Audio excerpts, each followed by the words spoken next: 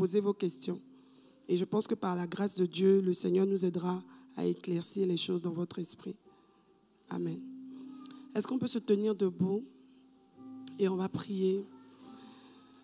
Père, nous voulons te rendre grâce. Tu vas demander au Seigneur vraiment de te conduire, de te parler ce matin. Moi, je suis tellement bénie par tout ce que Dieu a commencé à faire depuis lundi jusqu'à hier. Et je pense que le Seigneur va continuer même jusqu'à demain parce que la physionomie et la couleur qu'il a donnée à Isha 2021 est particulière. Pourquoi?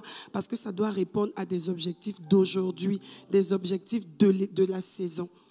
Tu vas élever la voix et tu vas dire, Seigneur, vraiment parle-moi ce matin. Je veux être bien disposé.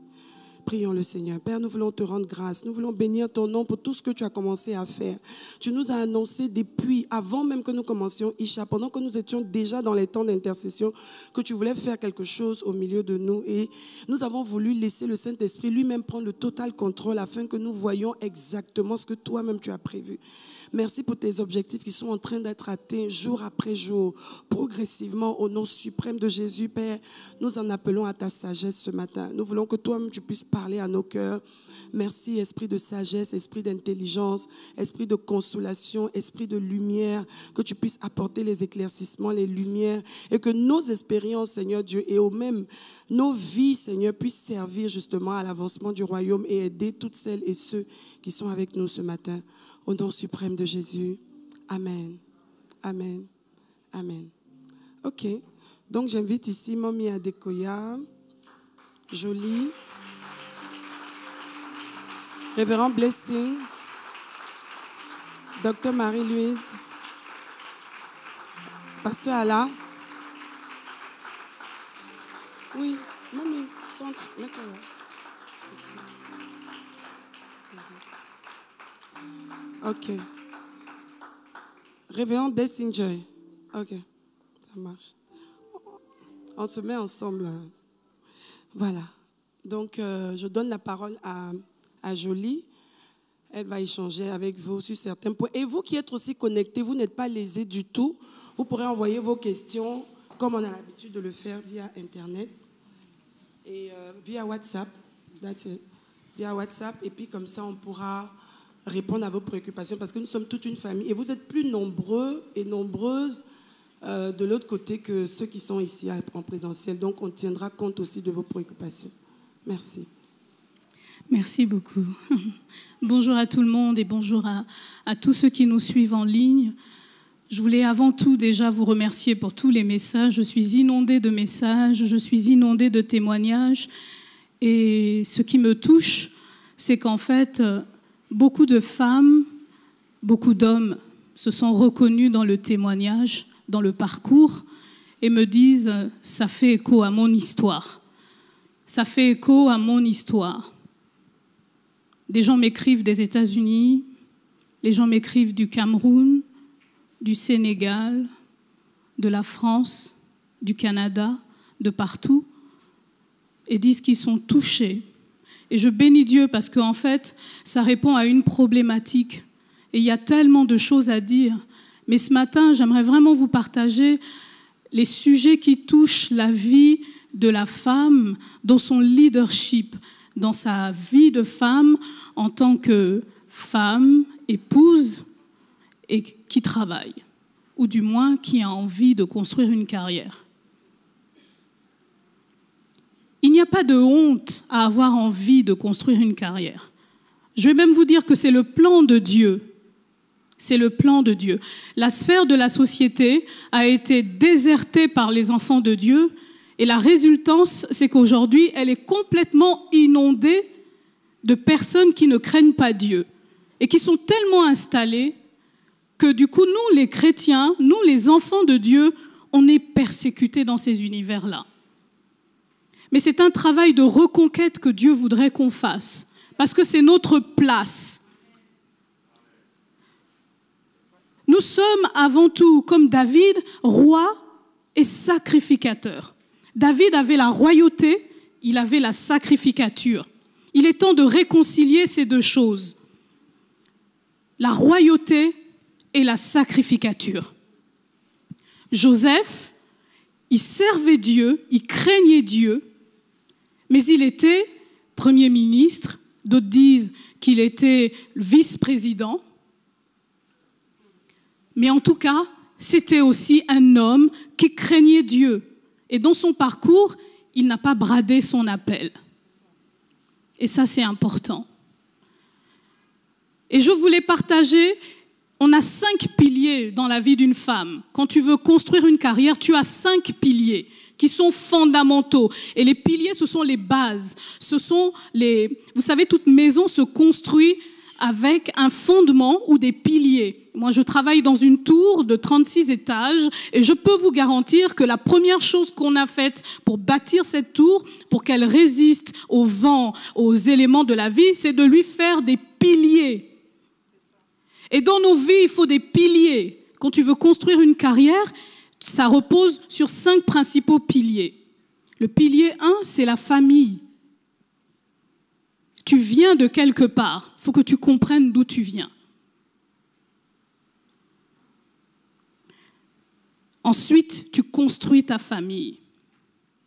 Ça, c'est important. On se trompe dans l'ordre des choses. Mais ta famille et la carrière n'est pas du tout incompatible avec une vie de famille. Et d'ailleurs, je vais même vous dire qu'avoir une vie de famille forte est un appui qui nous permet de progresser. Il y a plein de femmes qui se sont trompées, qui se sont méprises, qui ont développé la carrière au détriment de leur famille. Mais vous savez, la vie d'une femme, en tout cas, elle passe très très vite. Et au bout d'une 50aine d'années, quand elles se sont réalisées, elles se sont rendues compte qu'elles étaient seules, qu'il leur manquait quelque chose. Et c'est la capacité justement à fonder sa vie sur ces piliers qui nous donne de l'équilibre. D'accord ? La famille, je ne vais pas rentrer dans les piliers parce que ce serait long. Le deuxième pilier, c'est la vie spirituelle. Je trouve que nous, les chrétiens, quand on travaille dans des environnements séculiers, on est des fois un peu trop naïfs. On arrive dans ces environnements, on laisse un peu notre habit de chrétien et quand on rentre dans le travail, on a tendance à se fondre et à laisser notre côté spirituel. Mais détrompez-vous, tout le monde a un Dieu. Tout le monde a un Dieu. Tout le monde a une vie spirituelle.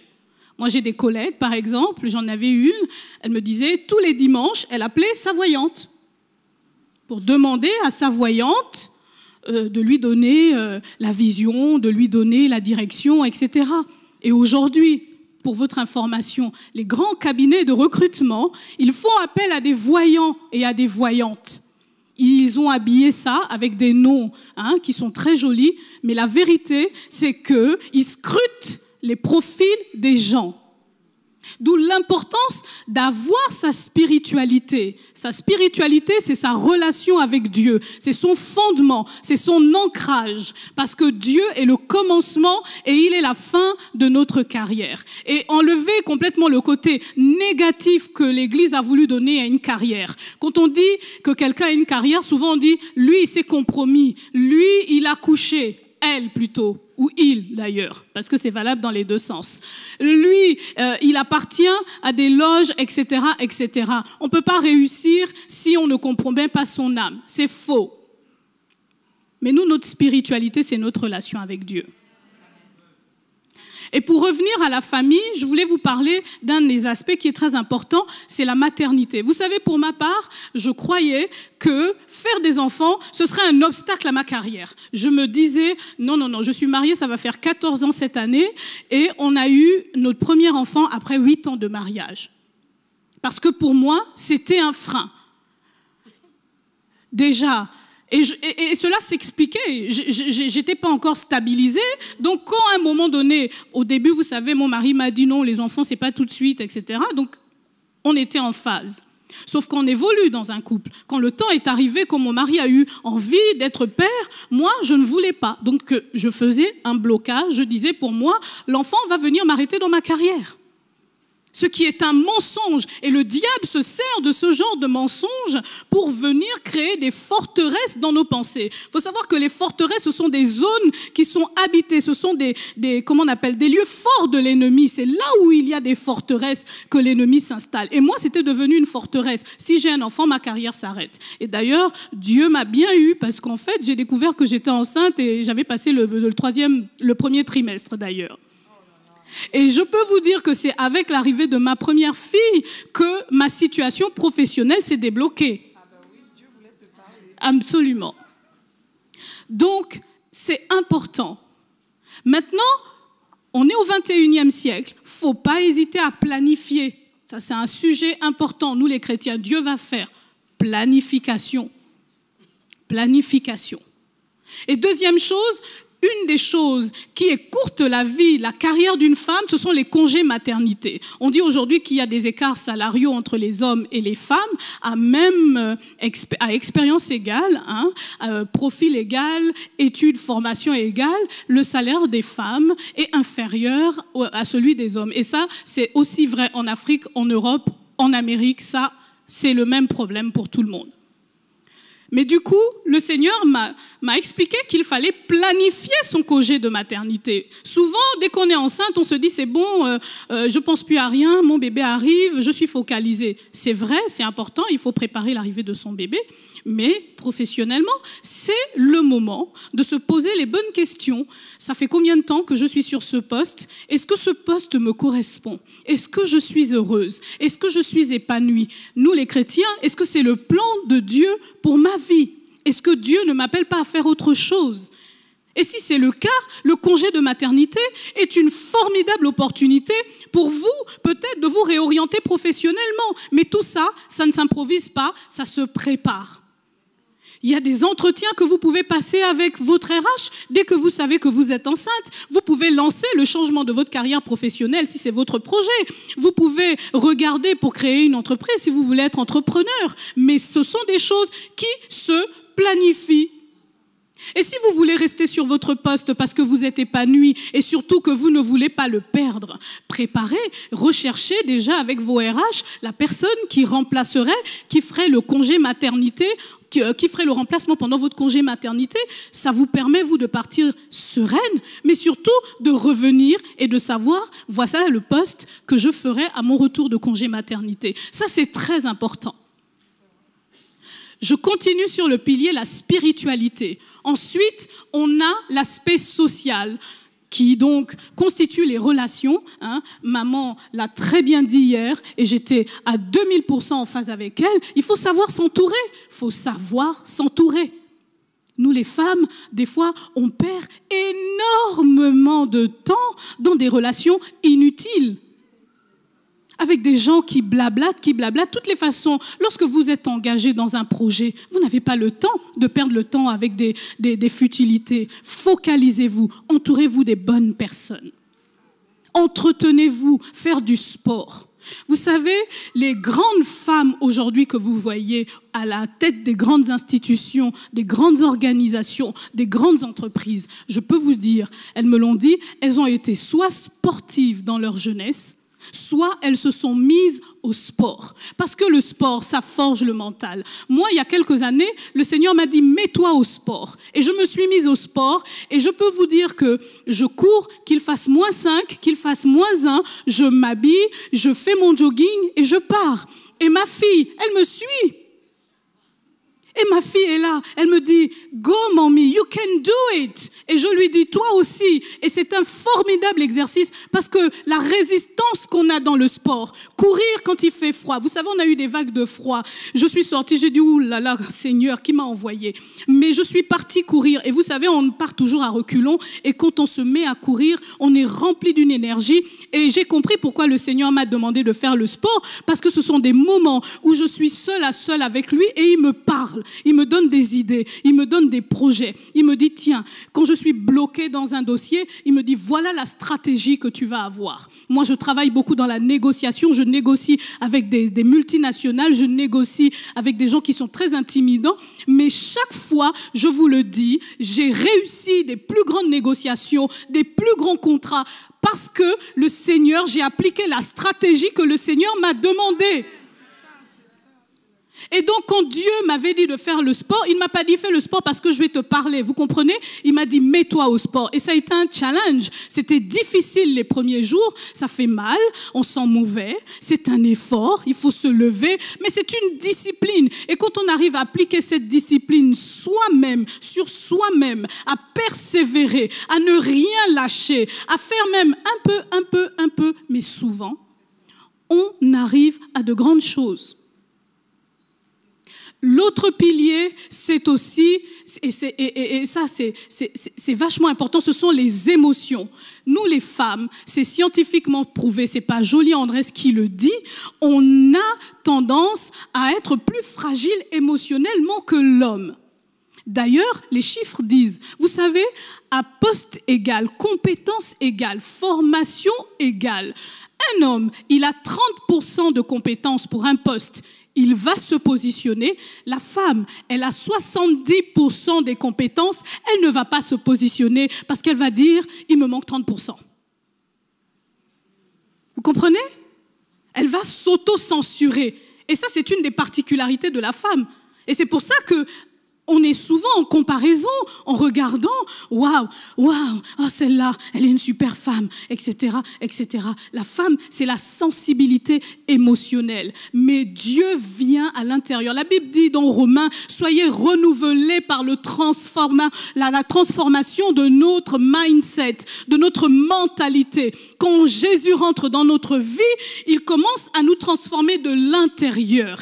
Et les femmes les plus grandes que vous voyez, ce sont des femmes qui ont de l'endurance, la résilience, la persévérance, qui endurent. Hier, vraiment, j'étais touchée, j'étais bouleversée quand ma maman princesse disait qu'on a des douleurs, on a cette capacité à encaisser. À encaisser. Moi, j'ai accouché 2 césariennes, dont une qui n'était pas prévue. Après avoir souffert le martyre, mon docteur, qui était un super docteur reconnu, un professeur reconnu par ses pairs, qui est lui-même l'un des pères fondateurs de plein d'aspects de la médecine, il était complètement perdu. Et je suis allée en urgence. Et quand je suis sortie de là, j'étais complètement démontée. J'étais fatiguée, j'étais mal. Mais le Seigneur donne à la femme la capacité de se relever de manière incroyable. Et comme elle disait, si les hommes enduraient les grossesses, mais ce serait la fin du monde. C'est pour ça qu'ils nous disent d'ailleurs, je ne peux que te soutenir, ma chérie. Je ne peux pas être là à ta place, mais je peux te soutenir. Donc c'est vachement important, nos émotions. Nos émotions. Et moi, je vais aussi dire quelque chose qui est très vrai. Les femmes, ou beaucoup de femmes ont pensé que pour réussir, il fallait, endosser des vêtements d'hommes, vous savez, et on a souvent cette image-là, de femmes qui réussissent, qui ont des caractères durs. On n'a pas besoin de ça. On a juste besoin d'être nous-mêmes. D'être nous-mêmes. Avec ce qu'on est, avec ce que Dieu nous a donné. Et c'est ce que Dieu nous a donné qui transforme. Ce n'est pas ce que nous prenons, nous copions. Moi, je vous dis, moi, j'ai rien pour... Moi-même, je suis un rôle modèle pour beaucoup de personnes. Mais on n'est pas dans le copier-coller avec Dieu. De toutes les façons, tout ce que vous allez copier-coller va être juste une pâle copie. Mais Dieu veut révéler la meilleure version de nous-mêmes et pas une pâle copie, une pâle photocopie. C'est pas ça. Dieu t'a créé avec ton identité, avec ta couleur, avec tes spécificités. Et il faut en être conscient. C'est important. C'est important. Les émotions, gérer, les soumettre. La Bible dit, ramener toute pensée captive à l'obéissance de Christ. C'est important. Vous savez, il y a des femmes, quand elles sont dans le débat politique, souvent, ce qui leur cause des troubles, c'est quand elles ne gèrent pas leurs émotions. Et les hommes, vous savez, ils titillent. J'ai eu une interview hier avec des journalistes, et puis ils étaient dans le shadow, vous savez, dans l'ombre. Et puis, chacun d'eux m'envoyait des questions. Et ils me piquaient. Et j'étais là, je leur répondais avec le sourire. Et puis à la fin, vous connaissez les Ivoiriens, ils m'ont dit, toi là, vraiment, on sent que tu as l'habitude des... Je dis, ben oui, mais en même temps, vous êtes dans votre rôle. Mais vous savez, toute cette maîtrise de soi, il y a les fruits de l'esprit, mais il y a aussi du travail. Il y a du travail, ça ne s'improvise pas, ça se travaille. Et Dieu veut qu'on travaille. Et Dieu veut qu'on travaille. Levez-vous dans le travail. Vous savez, il y a quelque chose qui me peine.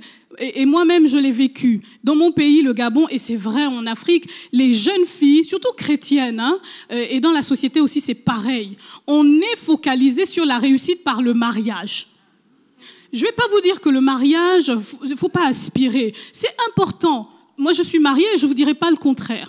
De toutes les façons, quand on rentre, comme on dit, j'aime bien aimer ma sœur hier qui partageait sur le mariage, de toutes les façons, tant qu'on n'est pas marié, on ne sait pas ce que c'est. Et quand on rentre, ah oui, là on voit, avec les bons et les mauvais côtés. Des fois, on devient même des desperate housewives. Ça, c'est la vérité. Mais ce n'est pas le mariage qui est le point de réussite sociale, mes sœurs. Mais vous vous trompez. Ce n'est pas parce que tu vas trouver un mari. Oui, le mariage de Meghan Merkel nous a toutes fait rêver. Moi-même, la première, j'étais là devant l'écran. Mais on doit aller au-delà, c'est pas le mariage qui va t'aider. Le mariage peut être un canal que Dieu utilise. Le mariage, c'est une étape dans la vie d'une femme. Je vous ai parlé du pilier de la famille. Quand tu es forte dans ton mariage, c'est important parce que quand tu es une belle femme dans la société, tu es sollicitée de toutes les sollicitudes que vous connaissez possibles et imaginables. Et si tu n'as pas ce pilier familial, tu vas flancher. Le mariage n'est pas une finalité, c'est une étape 1. D'accord ? Courez après le mariage, mais pas que. Il y a des listes dans la vie d'une femme. Il y a rencontrer le Seigneur. Il y a effectivement un moment se marier. Mais il y a sa carrière. Alors ta carrière peut commencer avant ou après le mariage. Moi, il se trouve que ma carrière, elle a commencé en même temps que mon mariage. Mais chacune d'entre nous, courons. Et puis, arrêtons de tout attendre des hommes. Moi, j'ai rien contre ça. Mais vous savez, en plus, moi, je me suis mariée avec un blanc qui, lui, dans sa culture, il savait pas ce que c'était donner la popote à une femme. Donc, quand je lui disais, tu me donnes pas la popote? Non, je te donne pas. T'as les cartes bleues, tu te débrouilles. Choc culturel. Est-ce qu'il ne m'aimait pas pour autant? Et donc, j'ai compris que c'est une autre façon de penser. Donc, il y a un compte, il m'a donné des cartes bleues pour lui, je n'ai pas besoin de venir lui dire que « donne-moi, je dois aller acheter ça ». Donc, quelque part, tout cela a contribué aussi dans ma mentalité. Je sais que je peux choquer certaines. Je ne suis pas en train de dire que ce n'est pas bien que l'homme vous donne l'argent de poche. Ce n'est pas ce que je suis en train de dire. Mais je suis en train de vous dire que, d'accord, si votre homme vous donne, fine, mais cherchez vous-même à travailler pour rajouter au pot commun du foyer, pour qu'il y ait plus encore, pour qu'il y en ait plus encore. Surtout quand Dieu vous en a donné les capacités, quand Dieu a fait de vous des femmes intelligentes. La vérité, vous savez qu'en Afrique, on parle de l'entrepreneuriat en Europe ces dernières années, mais l'Afrique de toute l'histoire, on est des entreprenantes. Nos mamans, nos mamies, nos grand-mères sont des entreprenantes. Elles allaient, sauf qu'elles allaient au champ, au marché, etc., à la pêche et toutes ces activités qui étaient peut-être moins structurées, mais qui étaient déjà pourvoyeurs de revenus. Les grandes coopératives, elles sont déjà créées en Afrique. Donc, lançons-nous dans l'entrepreneuriat, avançons, ne nous arrêtons pas au mariage et n'hésitons pas, faisons des enfants, planifions des enfants et surtout investissons dans la vie de nos enfants. Parce que si nous voulons influencer la société, il va falloir que nous préparions la génération d'après. Nous sommes une génération, il faut qu'on prépare la génération d'après. Amen.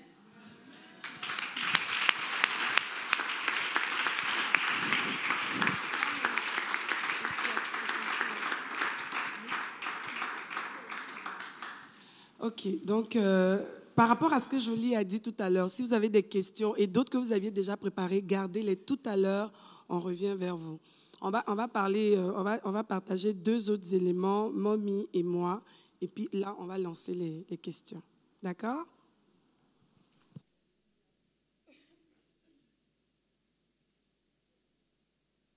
Alléluia. Amen. Comment ça va? Je me suis réveillée ce matin, je me suis dit, le Seigneur est ma force au nom de Jésus. Mais on est en train de passer un moment extraordinaire avec le Seigneur. N'est-ce pas? N'est-ce pas? Moi, j'aime dire Isha 2021. Amen. Par la grâce de Dieu, je vais d'abord honorer Dieu le Père. J'honore Dieu le Fils. J'honore Dieu le Saint-Esprit au nom de Jésus. Amen. Je veux honorer les serviteurs de Dieu de cette maison. Le révérend Raoul Wafeu, il n'est pas là actuellement, mais je veux l'honorer, un homme extraordinaire. Je veux honorer ma chérie, révérende Danielle Wafeu, que j'aime. Chaque jour, elle devient de plus en plus belle. Je ne sais pas quel est le secret. C'est le Seigneur, je suis sûre. Et puis l'amour de son mari. Amen. Je remercie le Seigneur pour le leadership de cette église. Cette église est une église extraordinaire. Tout le monde est cool, chic. Je remercie le Seigneur pour tous les pasteurs, tous ceux qui sont assis ici, elles qui sont assises ici. Je remercie le Seigneur pour ma sœur. C'est un privilège de la rencontrer avec tout ce qu'elle est en train d'enseigner. Et puis, de manière posée. Et puis, avec, tu vois, son français, quand je la regarde, j'ai envie de, tu vois, non. Ça sort comme ça. I know, you know what I mean, right? Aha! Ça m'inspire en même temps. Amen. Donc, révérend Danny m'a dit de parler un peu de vos vaches. J'ai perdu mon mari en août, 11 août 2019. C'est un jour que j'aime oublier, mais que je n'arrive pas à oublier. Chaque fois, même quand je pense que ça me revient, je peux être en train de brosser mes dents, je me rappelle de quelque chose en même temps. Des fois, je prie et puis je dis son nom, je prie pour lui et puis je réalise, non, il n'est plus là. Donc, il y a des choses comme ça. C'est quelque chose qui arrive que tu n'attends pas, surtout quand tu es chrétien. Quand tu es chrétien, et surtout quand tu es chrétien engagé. Quand tu es un chrétien ou bien une chrétienne qui médite la parole, tu dis, Seigneur, je n'ai pas reçu ce mémo-là. Comment peut-on réconcilier le fait que tu nous as promis une longue vie et puis voilà ce qui s'est passé? Donc la première chose, c'est de retrouver ta paix et ton équilibre avec le Seigneur. La première chose. Retrouver ta paix et ton équilibre avec le Seigneur pour que tu ne sois pas bafoué par le diable. Parce que le diable va vouloir remettre en question tout ce qui concerne ta foi, tout ce qui concerne ta relation avec Dieu, tout ce qui concerne la vie. Tu sais, c'est lorsque tu perds quelqu'un qui t'est cher, c'est là que tu vois la séparation entre esprit, l'âme et le corps. Ton esprit est fort et ton esprit dit, je connais Dieu. Ton âme est triste, ton corps est faible. Tu ressens ces 3 parties comme tu n'as jamais ressenti ça. Et c'est ça qui montre que ces 3 parties sont réelles. Voilà dans ton esprit, tu essaies de prier, tu essaies d'être forte. Voilà dans ton âme, tu sens la peine. C'est-à-dire, il y a une douleur que Dieu nous épargne de ça. Il y a une douleur que tu ressens, que tu ne peux même pas expliquer. Tu cries cries pour que cette douleur sorte de toi, mais après le cri, la douleur est toujours là. Donc, ce n'est pas quelque chose même, c'est quelque chose qu'il faut refuser.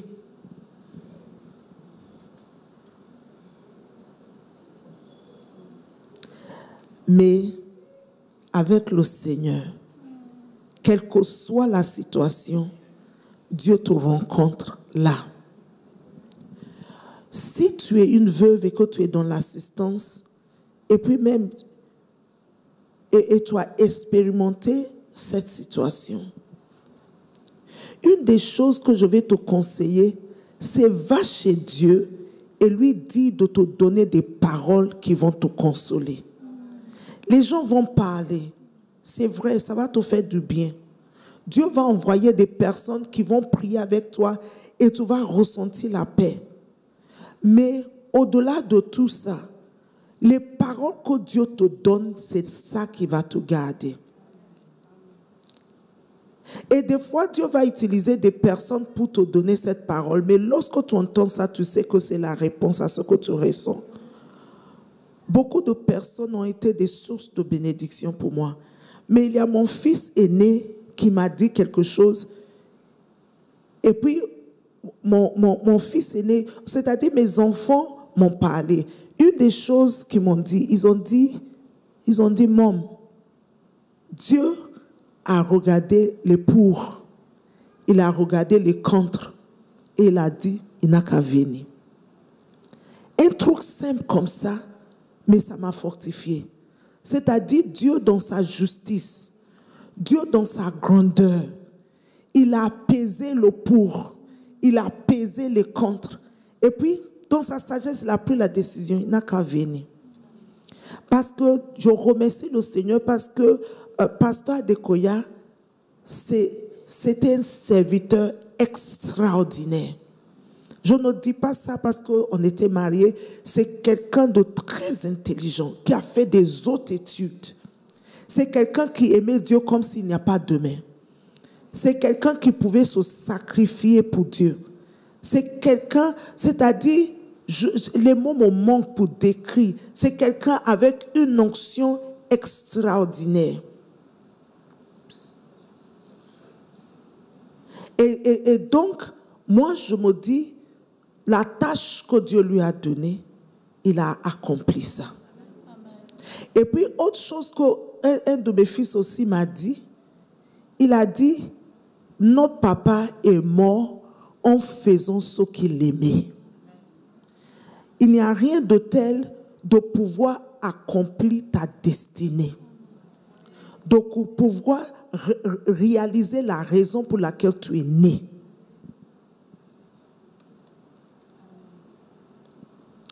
Et lorsque tu perds ton mari et que tu es une veuve, tu entres dans une autre dimension, une autre relation avec Dieu.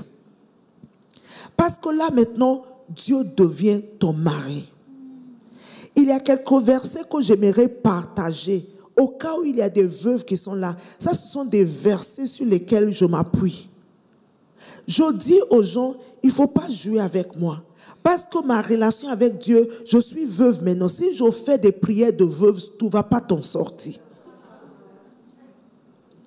Parce que Dieu sait ce que tu éprouves en tant qu'une veuve. Dieu est sensible, veuve, parce qu'il sait ce que les veuves doivent endurer. Et donc, à cause de ça, il est le défenseur des veuves. Quand tu traites avec une veuve, fais attention. Parce que si elle crie vers Dieu, ça va être grave pour toi. Parce qu'elle va aller vers Dieu, elle va dire, c'est parce qu'ils n'ont pas vu un mari à côté de moi. Parce que la vérité, c'est que des fois, quand tu es veuve, quand les gens traitent avec toi, ils te voient seul. Mais si tu es là avec ton mari, il y a une certaine manière qu'ils vont traiter avec toi. Mais quand tu es veuve, ils disent, mais c'est pour ça que Dieu dit, une veuve, c'est moi le mari qui est là à côté.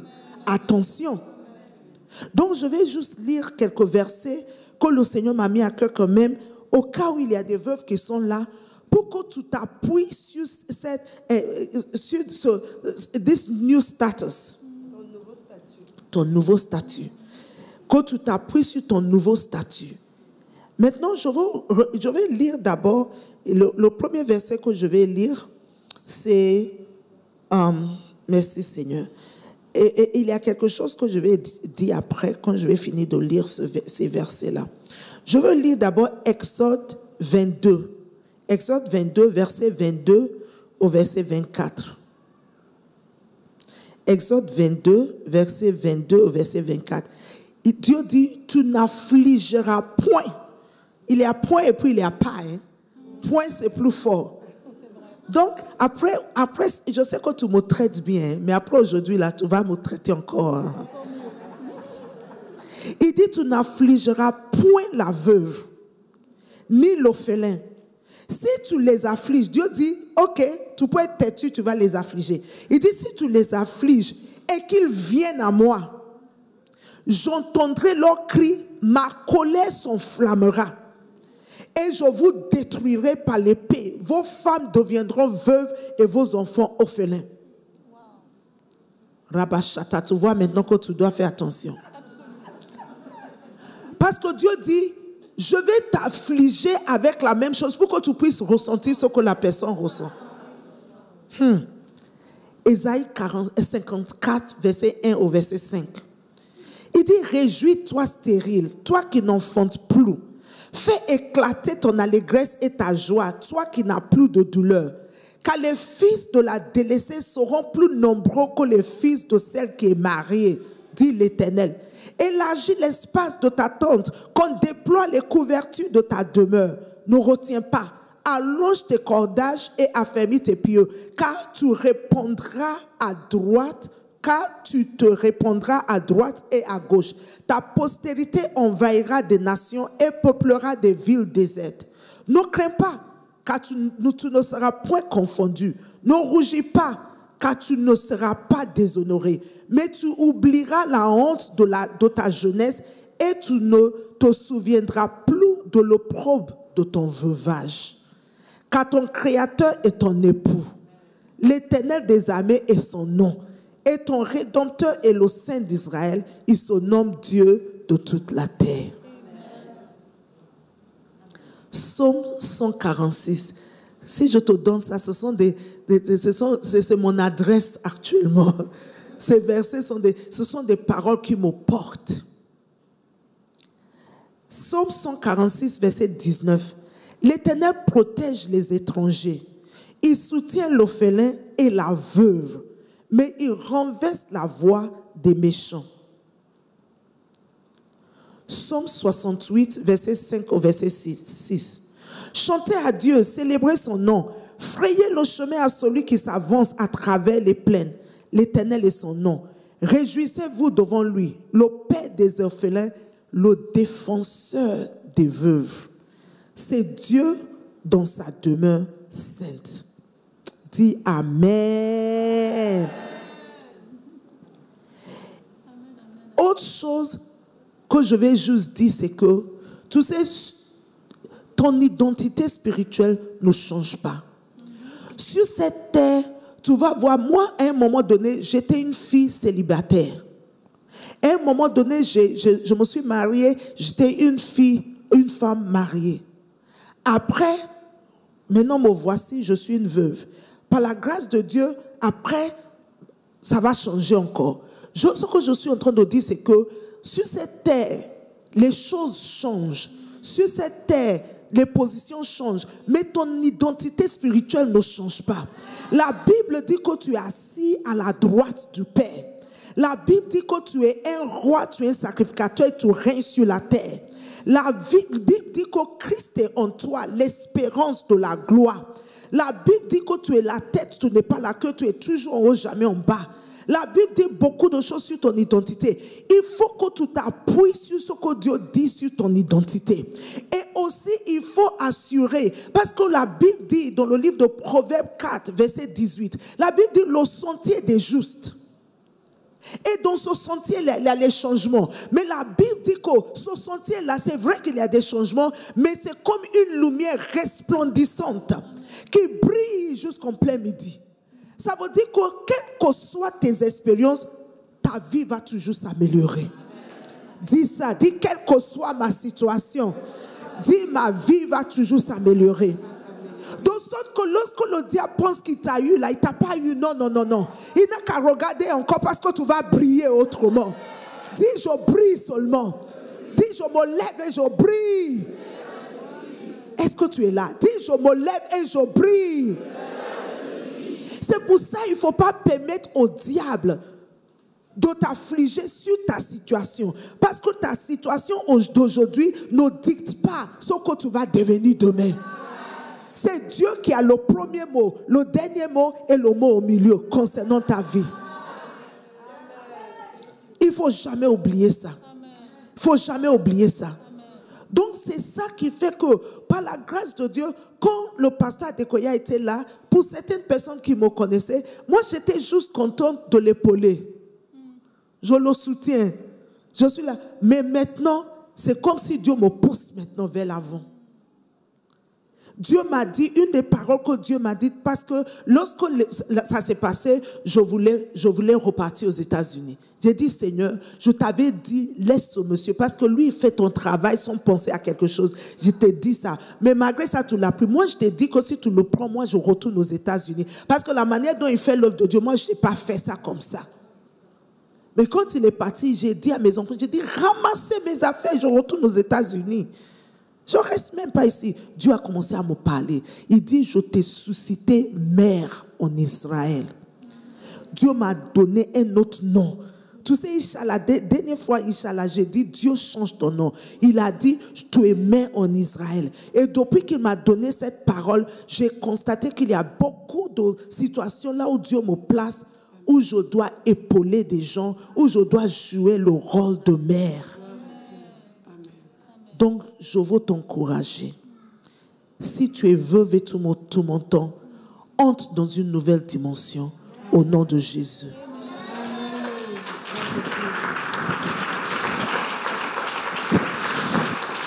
Alléluia. Ok. D'accord. Moi, je voulais juste vous dire aussi qu'on était ouvertes, et moi particulièrement, à pouvoir échanger avec toutes les femmes qui sont dans l'attente d'un enfant biologique, dont l'enfant n'est pas encore arrivé, mais qui sont focalisées sur le fait qu'elles sont nées pour une raison. Elles sont en train d'accomplir leur destinée et elles savent que Dieu a des promesses pour elles, selon la communion qu'elles ont avec le Seigneur, en fait, pour pouvoir développer justement la stratégie, comme elle disait, par le Saint-Esprit, de la manière dont cette famille devrait être bâtie jusqu'à ce que certains éléments en cours d'exécution ou alors d'exaucement ou de manifestation arrivent dans sa vie.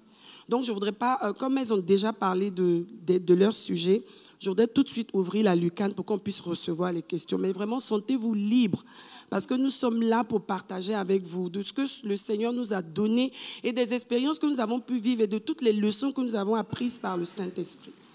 Donc, je vous donne la parole. Merci, mamie. Merci, Jolie.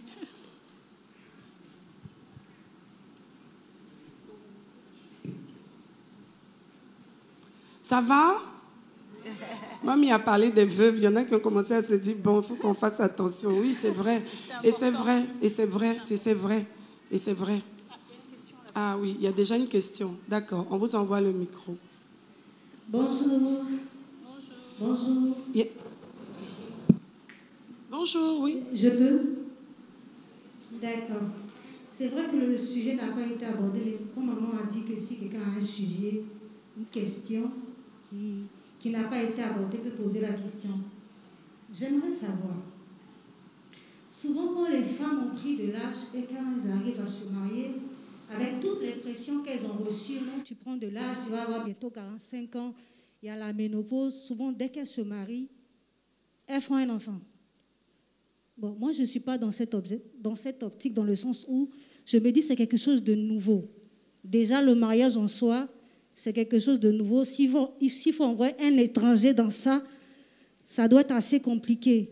Et j'aimerais avoir des conseils par rapport à ça, parce que plusieurs, j'ai vu, finalement, ça a amené beaucoup de perturbations et ça a joué vraiment sur la vie de ces personnes. Que faut-il faire quand on a pris de l'âge, quand on s'est marié? Est-ce qu'il faut tout de suite parce que les médecins ont donné un certain nombre d'âges pour avoir les enfants, se précipiter pour les avoir ou bien attendre d'avoir son équilibre d'abord? Merci. C'est une très bonne question. L'espérance de vie, elle a quand même tendance à croître, même si, bon, en Afrique, elle reste quand même un peu limitée parce que c'est la réalité. Mais de manière générale, l'horloge biologique, la femme, on dit qu'elle fait des enfants quand elle commence à travailler. Ça, c'est vrai en Europe, c'est peut-être un peu moins vrai en Afrique. Elle fait des enfants entre 25, d'accord, et 45 ans. Ça, c'est l'horloge biologique. Parce qu'après, il y a effectivement la période de ménopause qui commence. Il y en a qui ont la ménopause un peu précoce, il y en a qui l'ont un peu plus tard, mais en général, c'est vers la cinquantaine que commence la période de la ménopause. Je pense que le choix de faire un enfant doit avant tout être un choix de couple. Il ne doit pas être dicté par le temps qui passe ou par la pression sociale ou par la pression de l'Église ou par la pression de quoi que ce soit. Parce que quand on fait un enfant, moi j'aime dire que quand on fait un enfant, on s'engage quand même pour toute la vie. Et puis il faut être capable de l'accompagner, il faut être capable vraiment de pourvoir, il faut être capable aussi, il faut être prête psychologiquement. Donc il y a plein de paradigmes qu'il faut prendre en compte. Donc c'est un choix avant tout personnel. Il faut être prêt avec son mari, il faut le désirer aussi. Il ne faut pas faire un enfant parce que le temps court. J'ai 45 ans, je viens de me marier. Effectivement, il faut tenir compte de l'horloge biologique, mais pas que. Amen. Je remercie le Seigneur pour ma sœur. Franchement, ce que je vais te dire, c'est que si tu te maries à 45 ans, fais un enfant tout de suite. I tell you. Pourquoi je dis ça? Je dis ça parce que si il y a certaines choses que tu peux éviter juste par la sagesse. Maintenant, il y a certaines choses que tu peux dire, ok, je vais prier pour que cette chose n'arrive pas. Si tu te maries à 45 ans, en ce qui me concerne, tu as eu assez même de temps de réfléchir et de savoir ce que c'est de te marier, d'avoir des enfants.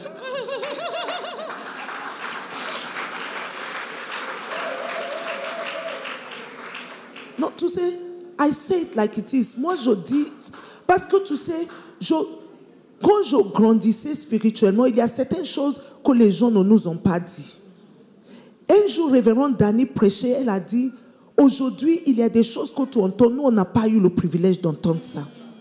Et moi, je te dis, si tu vois avoir un enfant après 45 ans, il faut apprêter ta foi.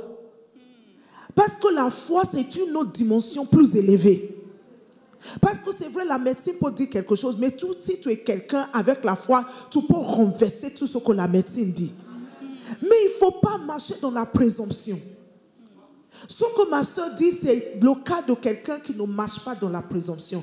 Tu sais que tu as la foi. Tu sais que même si tu as ton enfant à 48 ans, parce qu'il y a eu des gens qui ont eu leur enfant à 50 ans et tout était OK. Mais il faut que tu marches dans la foi, pas dans la présomption. Il faut que toi et puis ton mari, vous soyez des personnes qui savent comment s'appuyer sur la parole de Dieu. Il faut le savoir, il faut savoir faire ça. Pour que tu ne... Parce qu'il y a beaucoup de risques avec l'âge. Il y a ce qu'on appelle Down syndrome, où l'enfant n'est pas, c'est-à-dire... Yes.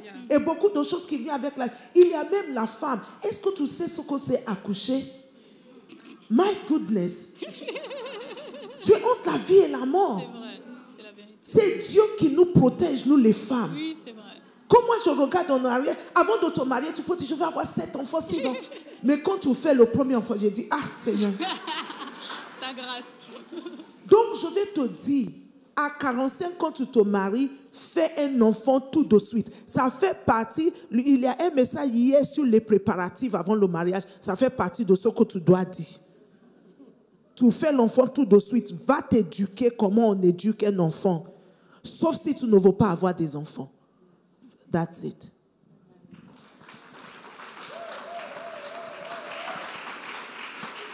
Ok, déjà, après elle, ce sera vous. Bonjour les mamans. Ici. Vraiment, Isha 2021, c'est une bénédiction pour moi. Amen. Vraiment, je bénis le Seigneur pour tout ce qu'on a appris pendant ces jours, depuis le lundi. Maintenant, ma question, ma préoccupation, c'est que il y a des mamans qui ont parlé de ça un peu dans leur message. C'est que je parle, mon mari trouve que je parle un peu fort. Donc, quand je suis à la maison, pour m'exprimer, je ne suis plus moi-même. Je suis obligée de faire des efforts pour parler doucement comme la maman. Le docteur, hier, quand il prêchait, il dit « Ah, si je pouvais parler comme ça. » Mais je ne parle pas comme ça. J'ai une voix vraiment qui s'impose, voilà. Mais seulement, je me sens à l'aise quand je prêche, parce que nous faisons le ministère ensemble. Quand je suis en train de prêcher, je suis à l'aise, je me dis que voilà, peut-être que c'est pour ça que Dieu m'a donné cette voix-là. Parce que quand je finis, on me dit que vraiment, quand tu parles, on sent la chose dans les entrailles. Parce que je parle fortement. Mais à la maison, mon mari me reproche, il dit que je parle un peu trop fort. Et ça fait que je ne me sens plus moi-même à la maison. C'est une souffrance pour moi. Vraiment, donc je veux demander aux mamans, bon, comment je peux faire? Comment je peux? Je ne sais pas. C'est difficile. Ok. C'est vraiment difficile pour moi. D'accord. Aide-moi. Merci. On va t'aider. D'accord. Moi, je vais te donner mon exemple alors. Moi, j'ai une voix, tu vois, ma voix là, elle est... C'est vrai que quand je prêche, je ne suis pas très, très bouillante, mais j'ai une voix forte en fait. Et je parle fort. Je veux dire, quand je parle, en général, ma voix, puis surtout quand je veux vraiment me faire comprendre, ma voix monte en fait. Et j'ai été confrontée aussi à ça parce que quand je parle à mon mari, parfois il me dit, mais pourquoi tu cries sur moi en fait? Pourquoi tu parles comme ça sur moi en fait?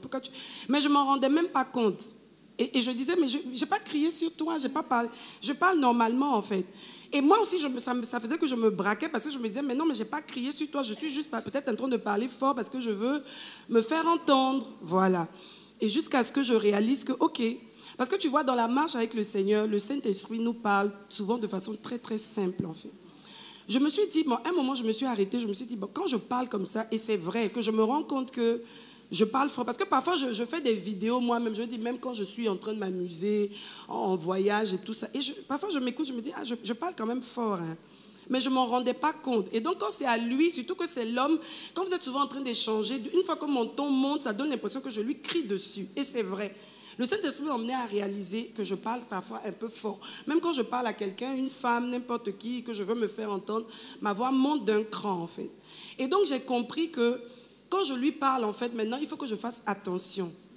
Parce que je sais pas, en fait, il reçoit ce que je suis en train de faire comme si j'étais en train de lui manquer de respect ou de le défier, alors que ce n'est pas ça. Pour moi, c'est une manière de m'exprimer. Donc, j'ai commencé à me demander à moi-même parce que j'ai réalisé. Et c'est bien quand le Saint-Esprit te fait réaliser les choses. Parce que sinon, tu vas le faire sans que ce soit vraiment par conviction. Parce que là, tu es dérangé parce que tu veux maintenant imiter quelqu'un d'autre. Parler doucement et tout ça. Non. C'est parce que je ne pense pas que ce soit ça que ton mari te reproche. C'est que peut-être que quand tu lui parles, comme tu dis, c'est bien parce que tu es une servante de Dieu, donc tu prêches avec fougue. Tout le monde t'apprécie dans cette fougue. Et tu ne te rends pas compte qu'en lui parlant, c'est cette fougue-là que tu utilises aussi. Et quand lui il reçoit ça, il a l'impression que tu es en train vraiment de lui hausser le ton sur lui, en fait. Donc, il faut juste que tu demandes au Saint-Esprit, quand tu es en train de parler à lui, de te donner d'être juste un peu plus posé, plus calme. Donc, même avec ton thème vocal, tu peux baisser d'un ton, en fait. Et le Saint-Esprit va t'aider. Et au fur et à mesure, tu vas te rendre compte que quand tu parles avec lui, ça reviendra de moins en moins. D'accord? Mais il ne faut pas prendre ça comme quelque chose de bon, mais vraiment, c'est un grave problème. Vraiment, il faut que je change. Non, non, non, il faut juste que, ok, par rapport à d'autres personnes, ma voix, ça passe, même quand je parle fort. Mais par rapport à lui, ça dérange parce que c'est comme si je lui criais dessus. Et comme la Bible me dit que je n'ai pas le droit de crier sur mon mari. Parce que même moi, quand il me dit ça après, ça me fait mal parce que ce n'est pas mon intention. Donc, je me dis, il faut que j'ajuste. Mais tu n'as pas besoin de carrément changer de voix. Oh, chérie. Parce que quand tu es énervé aussi, parfois, tu peux monter d'un ton. Mais comme tu es dans un exercice, le Saint-Esprit te dit, non, non, non, là, la main bat la tête. Descends un peu. Et tu descends. Est-ce que je peux ajouter? Bien sûr. Ce que je veux te dire aussi, c'est que, tu sais, des fois, la perception, ça agit sur les actions. Il ne faut pas que le diable te dise, tu n'es plus toi-même. Tu es toi-même. Parce que si tu te dis ça, que je ne suis plus moi-même, c'est comme si ce monsieur veut me changer. Baissez la voix là.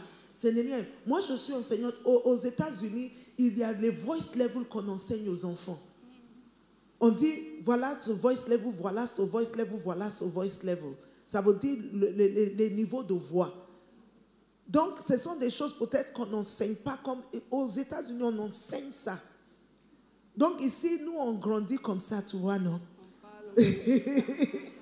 Donc, c'est pour te dire qu'il ne faut jamais te dire, oh, je suis quelqu'un d'autre. Non. Moi, je me rappelle, à un moment donné, mes enfants disent, mais maman, pourquoi tu cries quand tu parles même? Quand je suis énervée, je crie. Et puis, à un moment donné, j'ai dit effectivement pourquoi je crie. Donc, maintenant, là même, c'est quand je dis, écoute, ce que je te dis, ils savent que c'est grave maintenant. Donc, ça ne te change même pas même. Il ne faut même pas te dire ça. Et puis, parce que, imagine, ceux qui te demandent, c'est comme dans la Bible, il a dit, ils ont dit à Naaman, il dit, si le prophète te demandait de faire une chose dure, imagine, je ne connais pas ta taille, imagine si ton mari dit, il faut te maigrir, que tu sois taille 0. Ça, c'est difficile, non? Mais ceux qui te demandent ces petits là, tu peux le faire.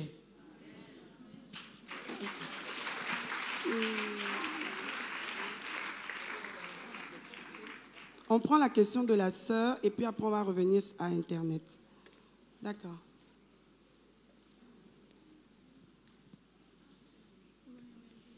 Ok. Allô? Bien, merci beaucoup les mamans. Et je rends grâce à Dieu pour Isha 2021. Alors, hier, pasteur Allah a dit qu'on se prépare pour aller au mariage. Mais malheureusement, bon nombre ne se prépare pas. Et on rentre dans le mariage, comme elle a dit. Et quand on rentre dans le mariage, on a des réalités. Comme elle a dit aussi, qu'on peut s'accorder avec elle pour parler de nos réalités. Ok. On ne se prépare pas et on rentre dans le mariage. On vit nos réalités. Qu'est-ce qu'on peut faire pour nous, ces femmes qui vivons ces réalités-là? Est-ce qu'il ne serait pas intéressant qu'on nous forme après le mariage, étant donné qu'on est déjà dedans? Qu'est-ce qu'on doit faire pour réussir? C'est la question que j'aimerais vous poser. Okay. Merci beaucoup. Ce que j'aimerais te dire, c'est que lorsque tu as, en règle générale, commis une erreur devant Dieu, quand tu lui demandes pardon, il te donne la possibilité de revenir. Sa parole dit, je vais racheter le temps. Les années que vous avez perdues, je vais les racheter pour vous. Donc, l'erreur ne t'empêche pas de rattraper. Si, à un moment donné, tu te rends compte que tu as fait fausse route, mais tu as mal préparé, au moins tu t'es rendu compte de ça. Donc, c'est l'opportunité qui t'est donnée de revenir au Seigneur. Il a la capacité de te dire, voilà ce que je voulais que tu comprennes et voilà comment rattraper les choses. C'est plus important de revenir au Seigneur. C'est ce qui, en fait, nous pose problème. Quand nous sommes dans une erreur, nous voulons continuer dans l'erreur parce que pour nous, c'est fini. On se condamne soi-même. Alors que Dieu ne nous a pas encore condamnés. Tant que tu as encore envie, tu peux te repentir et revenir de tes actes.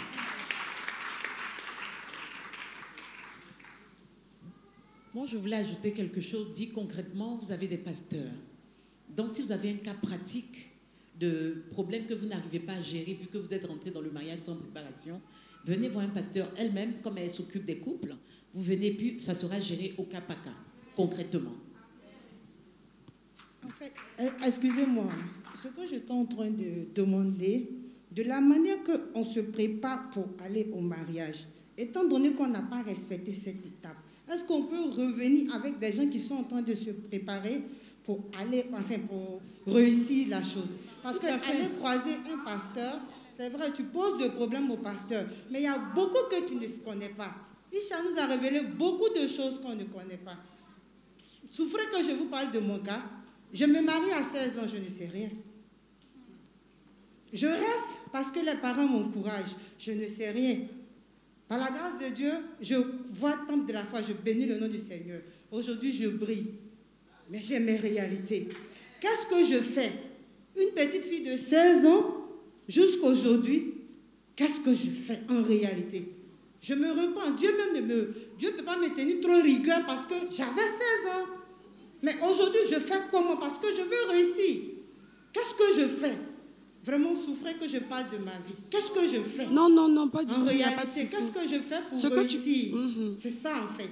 Ce que tu fais, Merci. en fait, c'est pour ça que justement, on bénit le Seigneur pour des plateformes comme celle-là, en fait. Parce que toutes là, même nous, je dis, même celles même que Madame Allah, je dis, c'est les couples qui sont ici, qui ont été encadrés, c'est juste pour les préparer, en fait, leur dire, bon, mais vous entrez dans quelque chose qui est spirituellement important, il y a des objectifs divins à atteindre, donc vous ne pouvez pas entrer comme tout le monde, parce qu'on a été éduqués et on a eu des clichés, on nous a préparés en nous disant, bon, mais tu vas te marier, tu vas travailler, le travail sera ton premier mari, ensuite tu vas te marier, tu vas faire tes enfants. Mais aujourd'hui, parce que nous sommes en train d'apprendre à grandir, ouvrir nos yeux sur les choses spirituelles, on comprend qu'il y a des enjeux spirituels derrière. Mais en même temps, quand on est préparé, comme elle disait, quand on est tout entré dans nos mariages, on a nos réalités. Mais une fois dans le mariage, le Saint-Esprit, justement, par ta communion avec lui, va maintenant te coacher, te conduire. Et les enseignements comme ceux que tu es en train de suivre en ce moment, comme tu l'as dit, sont en train de t'équiper, rectifier le tir, essayer de t'ajuster, comprendre mieux les choses. Souvent même, on accuse celui qui est en face alors que le problème est à notre niveau. Donc, toutes ces plateformes qui sont mises, ces enseignements inspirés par le Saint-Esprit, qui connaît les soupirs cachés de chaque cœur, va pouvoir susciter des plateformes, des programmes ou même des messages en plein culte, en pleine église, je dis dans un programme normal, un déroulé normal d'une œuvre de l'église, et puis on aura des réponses. Maintenant, comme Blessing disait, si maintenant il y a une situation qui pose problème, qui coince, on peut aller se faire assister, dire bon, j'ai tel problème particulier, je ne sais pas comment m'en sortir, je prie par rapport, mais je n'ai pas de stratégie.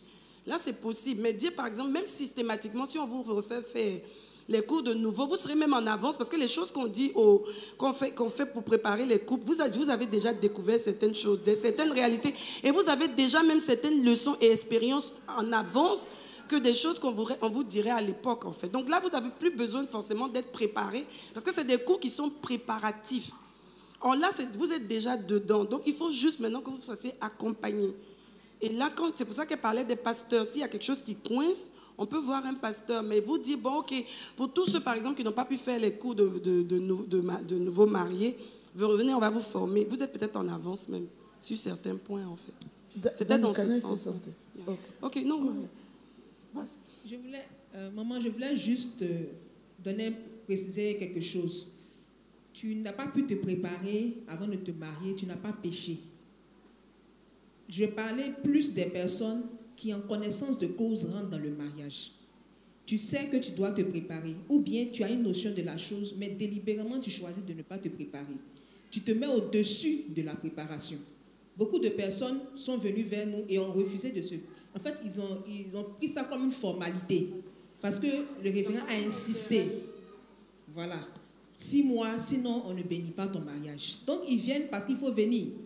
Mais au fond, ça ne les intéresse pas. Mais toi, tu es dans un contexte différent. Donc, le Seigneur ne va pas te frapper pour ça, il ne va pas s'en prendre à toi. Mais au moins, tu es arrivé à un niveau où on est accès à la vérité. Donc, c'est en ce moment-là, si tu dis que non, tu ne veux pas, là, il y a souci. Mais sinon, il n'y a pas de souci, il n'y a pas de problème. Quel que soit là où tu es arrivé, le Seigneur va te rejoindre. Amen.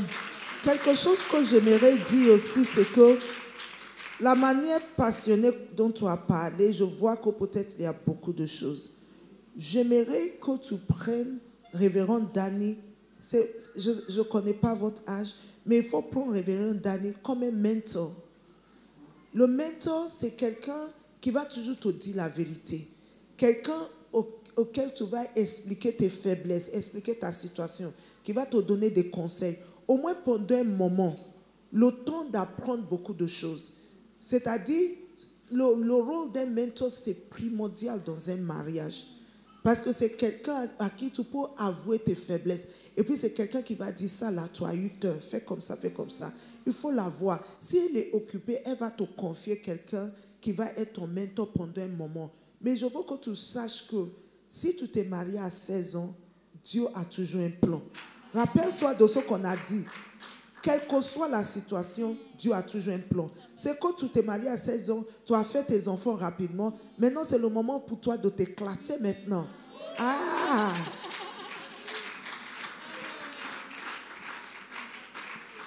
Ok, les internautes ont posé des questions. On va prendre celle de Agifoul. Elle dit, que pensez-vous des femmes qui se marient très très tard, c'est-à-dire 55-60 ans? Elle se marie à 55 ans, à 60 ans. Qu'est-ce qu'on en pense? Oui, mais on sait pas, en fait, on peut pas. Qu'est-ce qu'on peut en penser si on n'a pas les tenants et les aboutissants? Je veux dire. C'est cool, cool, chic, chic de se marier comme ça à 55 ans. C'est ça. C'est cool, cool, chic, chic. Yeah. Tout est, il y a beaucoup, il y a moins de pression. Peut-être le monsieur va même plus te demander d'enfant, tout ça. Tu te la coules, c'est ça, mamie. Non, mais en fait, je ne sais pas trop bien. Parce que quand elle dit... Se marier très tard, quelqu'un qui se marie à un âge très avancé, en fait. Oui, mais ça peut... Peut-être elle veut savoir, est-ce que c'est normal que oui, mais si c'est à cet âge-là. Moi, j'ai connu une dame qui s'est mariée à 60 ans. Mais vraiment, quoi, qui est tout épanouie avec son mari. Là, maintenant, ils sont vraiment dans la romance. Parce qu'il y a beaucoup de choses qui sont déjà bâties et tout ça. Comme Mamie disait, il n'y a aucun problème, en fait. Il faut juste... si on a la conviction que c'est le Seigneur qui nous demande... Parce que même à partir de cet âge-là, on peut encore faire des choses pour le Seigneur ensemble. Absolument. Donc, pour moi, ça pose pas. Je pense que la personne a dû poser la question. Parce qu'en Afrique, si tu as un certain âge... On se dit, tu cherches quoi encore? Ah, je cherche un mari, oui, c'est ça. En Afrique, les gens t'ont classé. C'est la vérité. Les gens t'ont classé. Un certain âge, oui, un certain âge, on dit, mais oh, tu as tel âge. Parce que ça fait qu'ils veulent te vieillir davantage. Ah, c'est pour ça que je porte mon jean, là, même à 60 ans. Cool, cool, chic, chic.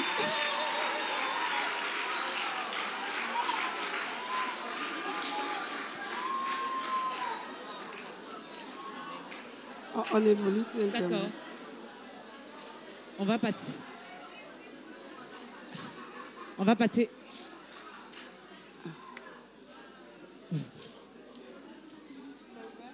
Je n'entends. Voilà, c'est bon. On va passer à la question suivante de Hyacinthe. Je voudrais savoir comment gérer les enfants, le travail et le ministère. Bonne question. En tout cas, c'est le sujet auquel on est confronté. Hein, et ça fait partie de ce qu'on dit aux États-Unis, la balance life. Et moi, je pense que c'est vraiment ma conviction, c'est quelque chose qui est possible. Ce n'est pas impossible. C'est possible. Cependant, ça demande une organisation. On n'improvise pas. Parce que ça fait partie des piliers. Et juste pour finir, le dernier pilier, je ne vous ai pas dit, c'est le travail et l'éducation. C'est important. C'est important. Et la balance life, on la travaille en mettant les pieds sur chacun de ces piliers. En fait, c'est pour trouver un équilibre. C'est une position qui va nous aider. Tu as besoin d'avoir ta famille. Donc moi, pour prendre mon cas, parce qu'il faut qu'on soit concret, moi j'ai 2 enfants. Ma première fille, elle va avoir 7 ans au mois de juin. Mon deuxième fils, il a 2 ans et demi. D'accord ? En Europe, on n'a pas le privilège que vous avez d'avoir des personnes à côté. Nous, il faut payer. Et donc, j'ai mis en place une organisation qui me permette d'avoir une personne qui soit là en permanence, qu'on a logé, etc., qui va récupérer les enfants. Les enfants, ils finissent à 4h30. Moi, 4h30, je ne peux pas aller chercher mes enfants.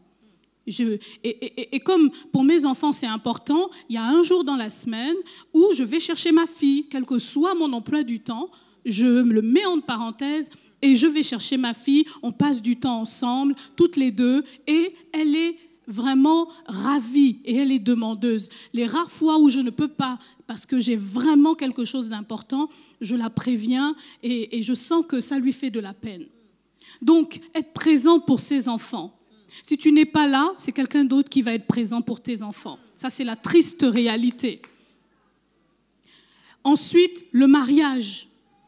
Ton mari a besoin de toi. Donc, moi, personnellement, avec le télétravail et la crise sanitaire, on a l'opportunité d'être à la maison. Mais même avant, je mets un point d'honneur à rentrer, à faire à manger à mon mari. Déjà parce que j'aime ça, j'aime cuisiner. C'est un vrai plaisir. Il ne vaut mieux pas qu'il rentre dans la cuisine, hein, pour le bien-être de nos estomacs. Donc, je le fais. Et je trouve le temps. Je fais des choses, je n'achète pas des surgelés. Non. Je prépare, mais je m'organise. J'ai investi dans du matériel qui me permet, d'aller vite et bien. Mais je le fais.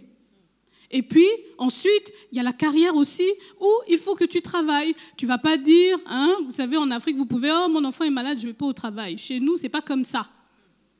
Il faut vraiment que tu aies une excuse pour ne pas pouvoir aller au travail. Mais sinon, tu dois être présente. Donc, je suis présente dans mon travail. Donc, comment se passent mes journées? Le matin, je dépose ma fille à l'école, je vais au travail, je travaille. Souvent, je ne prends pas des pauses déjeuner ou j'achète à manger et je travaille. Je déjeune sur le pouce, comme on dit, parce qu'en plus de mon travail, j'ai d'autres activités. Donc, je prends souvent le déjeuner et je travaille sur mes projets personnels, sur mon 2e livre que je suis en train de finaliser, etc. Après, je me remets à l'heure du travail, je travaille pour l'entreprise. Et quand j'ai terminé, je suis efficace. Je ne perds pas de temps, je ne suis pas sur mon téléphone. Quand je suis au bureau, je suis efficace. Et quand je termine, je rentre chez moi. La personne qui s'occupe de mes enfants, on l'a logée juste en face de nous. Donc pareil, ça nous a demandé un investissement. Et moi, je dis souvent, les gens disent, oui, mais oui, tu as les moyens, etc. Il faut arrêter les économies de bout de chandelle, là. Il faut arrêter ça. L'éducation de nos enfants, notre vie familiale, ça n'a pas de prix. Les incohérences où les gens sont capables d'investir des milliers et des milliers pour s'habiller, pour se chausser, et ne peuvent pas investir pour la garde de leurs enfants, ce sont des faux calculs qui vont nous rattraper dans la vie. Parce que c'est un investissement, c'est un prix qu'on paye. Et par rapport au ministère, on a un ministère tous les week-ends. Là, on le fait moins, on le fait en digital avec le Covid, mais tous les week-ends, quasiment tous les week-ends, on est parti avec mon mari, on est invité en Europe, on est invité, on se déplace, on part, on emmène les enfants. Et pareil, on a quelqu'un qu'on prend pour nous garder les enfants. Souvent, on discute avec les organisateurs, on leur demande, est-ce qu'il y a quelqu'un qui pourra gérer nos enfants pendant qu'on est sur l'estrade? Il nous est arrivé d'avoir les enfants sous l'estrade, ma fille qui me tire la jambe pendant que je chante et qui veut le micro, etc. Mais tout ça, ça fait partie aussi des fondements qu'on lui donne. Et elle baigne dans la présence de Dieu avec nous et ça devient quelque chose de normal. Après, elle fera son choix, mais tout ce qu'on sème dans la vie d'un enfant, ça finit par pousser. Donc, c'est un équilibre à trouver. Et nous, les chrétiens, Dieu est notre priorité.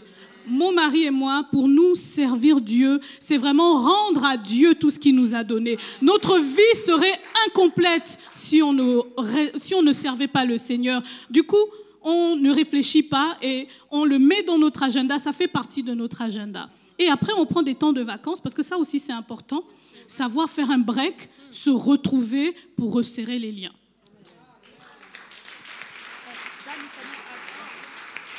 Et tout ce qu'elle a partagé là, si c'est toi qui as posé la question, il faut écouter tout. Si j'étais à ta place, je vais tout noter, parce qu'elle a partagé à partir de son expérience. Ça veut dire que voilà la formule qui marche. Maintenant, ce que je voulais ajouter, c'est que il faut savoir que cette vie intense-là, c'est juste pour une période. Il ne faut jamais oublier ça. Pour que tu puisses te donner à fond. Ça ne va pas être comme ça éternellement.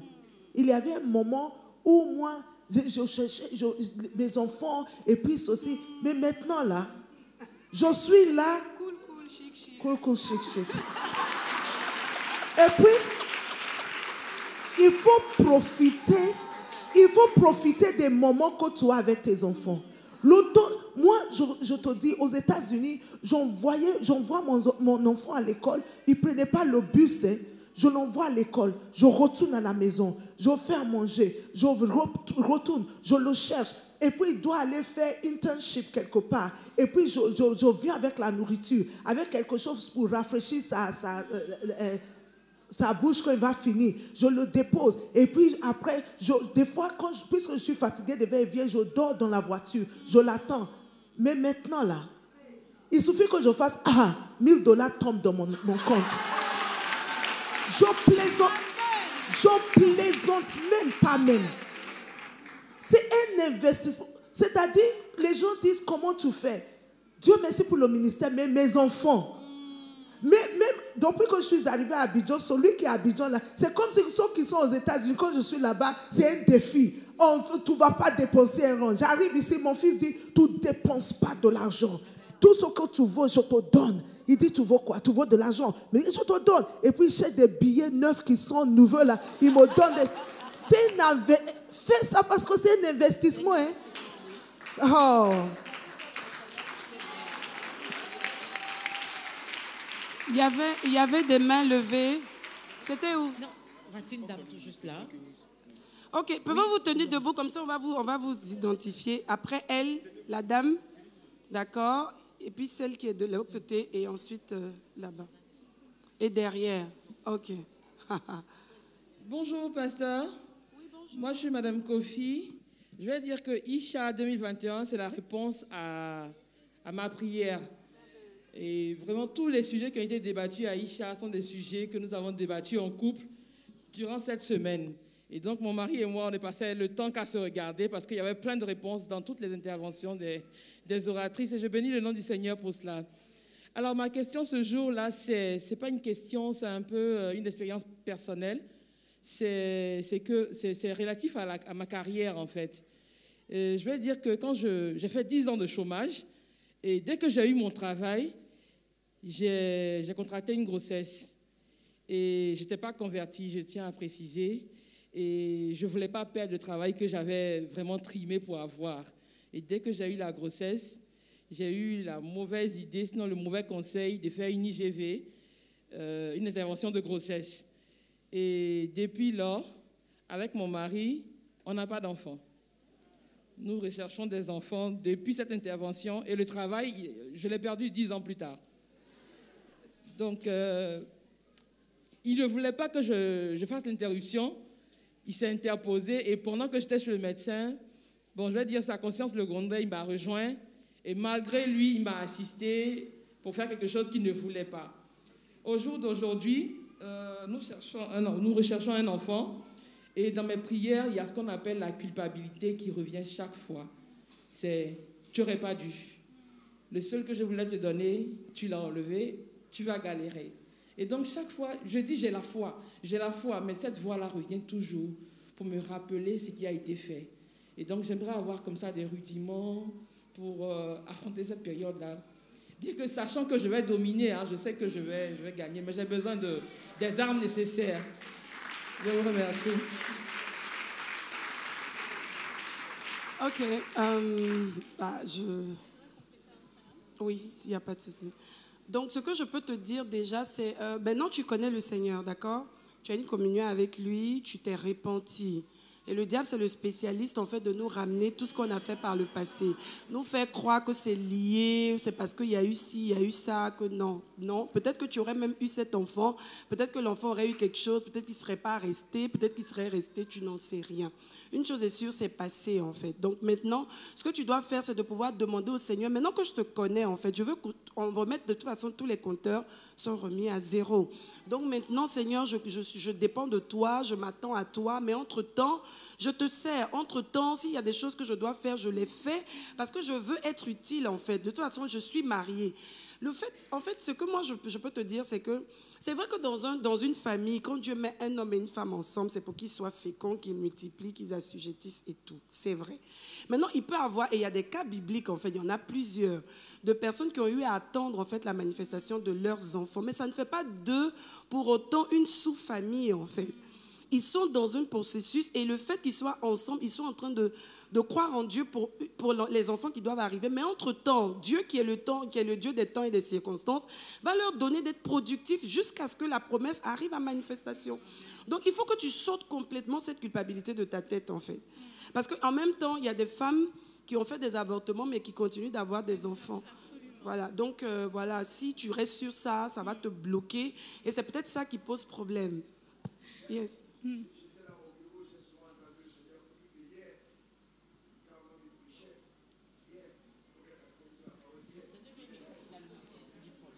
Paul, tu peux donner le micro, révérend, s'il te plaît?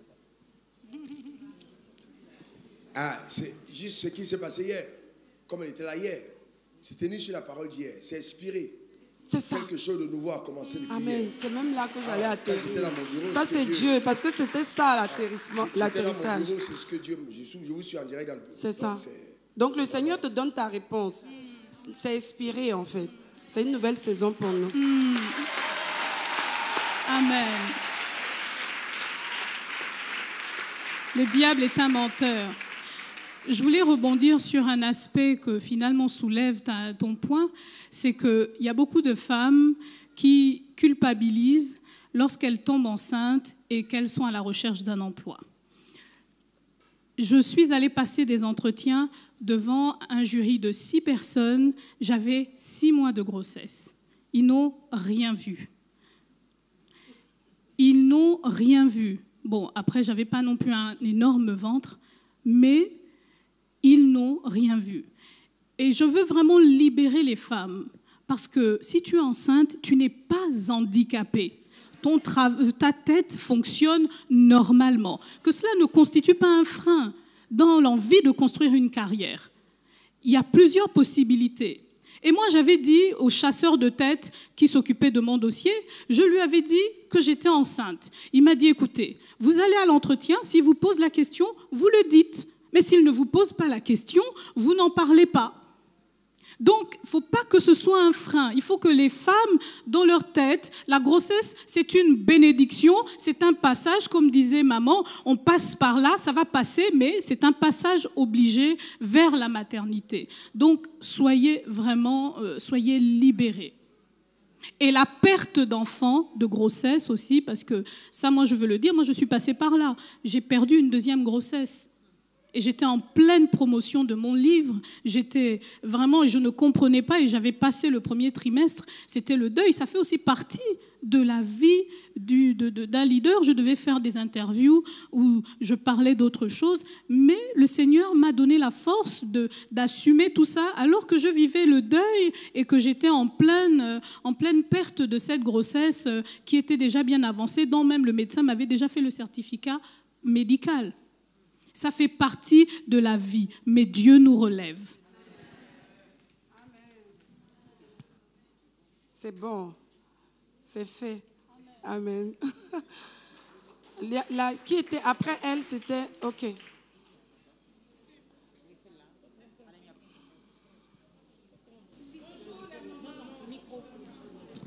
Le micro pour les internautes, on nous suit en direct en fait. D'accord, bonjour les mamans. Vraiment, Isha 2021, vraiment, c'est une grande bénédiction pour moi. J'ai invité mon mari à ce programme. Il faut dire que ça n'allait pas trop, mais le mercredi, quand nous sommes entrés, vraiment, on a mis les points sur les i.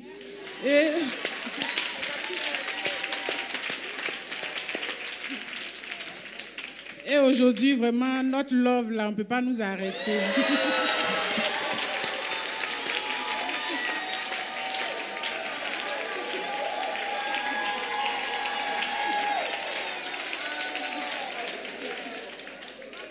Donc, je bénis le Seigneur pour ce programme.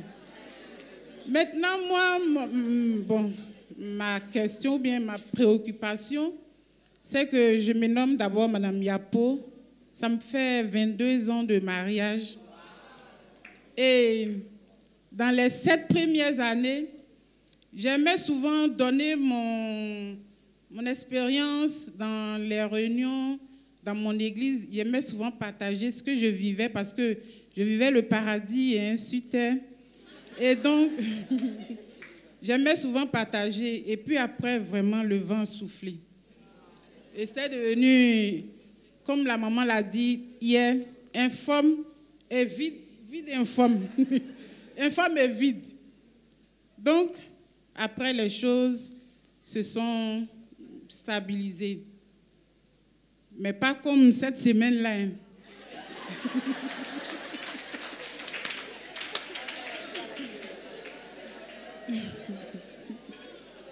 Et mon mari me disait après que, tu sais, j'ai comme l'impression que tu as trop exposé notre foyer, c'est pourquoi le vent a soufflé. Mais moi, je vois papa souvent quand il prêche, cette semaine où il a prêché, il a beaucoup donné l'exemple de son couple. Donc moi, j'aime partager ce qui est bien, ce que je vis, j'aime partager pour que ça puisse aussi servir à d'autres. Donc ça fait que je ne sais plus s'il faut partager ce que je vis ou bien, s'il faut, je ne sais pas. Parce que souvent, on a les réunions de couple. Je veux partager mon expérience, je veux dire ce que je sais de bon, et pour que ça puisse aussi servir d'autres personnes. Mais bon, il dit c'est parce que j'ai trop exposé notre foyer et que le vent a soufflé. Est-ce que c'est la vérité?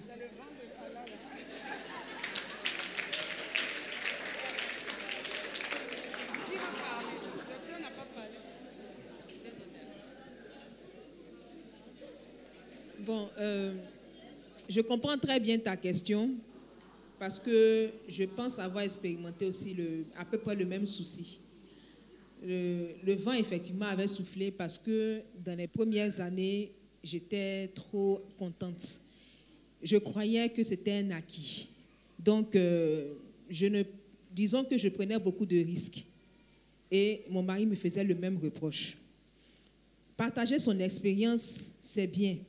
Mais il faut faire ce qu'on appelle une gestion des informations que tu communiques. Donc, il faut faire la part des choses. Et si tu n'arrives pas à le faire, ne dis rien. Dans les premières années du mariage, c'est un peu fragile, c'est encore fragile. Ce n'est pas parce que tu es rentré mature que ça veut dire que tu maîtrises le mariage. C'est une autre réalité. Donc, tu deviens bébé du mariage. Tu es une vieille mère, peut-être pour les fiancés, mais en tant que mariée, tu es nouvelle, tu es bébé. Donc, tu peux commettre des erreurs et ça fait partie des erreurs que tu as commises. C'est vrai que peut-être c'était bon de partager, mais ce n'est pas à tous les niveaux qu'il faut partager. Parfois, il faut juste garder le silence. Et puis, la manière dont même ton couple va éclore, ce sont les personnes même qui vont rendre témoignage à ta place. Quand c'est comme ça, vous ne prenez pas le temps de travailler à l'intérieur. Vous êtes plus à l'extérieur. Non, voilà, moi, dans mon foyer, c'est comme ça. Et puis, vraiment, on s'entend. Donc, quand tu attires aussi, voilà, les gens qui ne t'aiment pas trop. Donc, il faut faire beaucoup attention, surtout dans la période où c'est encore nouveau. Être sûr que la chose est affermie maintenant, tu es capable de faire face à certaines situations et en ce moment-là, maintenant, tu peux parler. Mais là encore, il faut gérer les informations.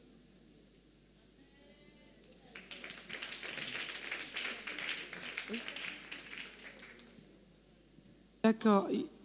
Oui, d'accord. La maman d'Oba ici, oui.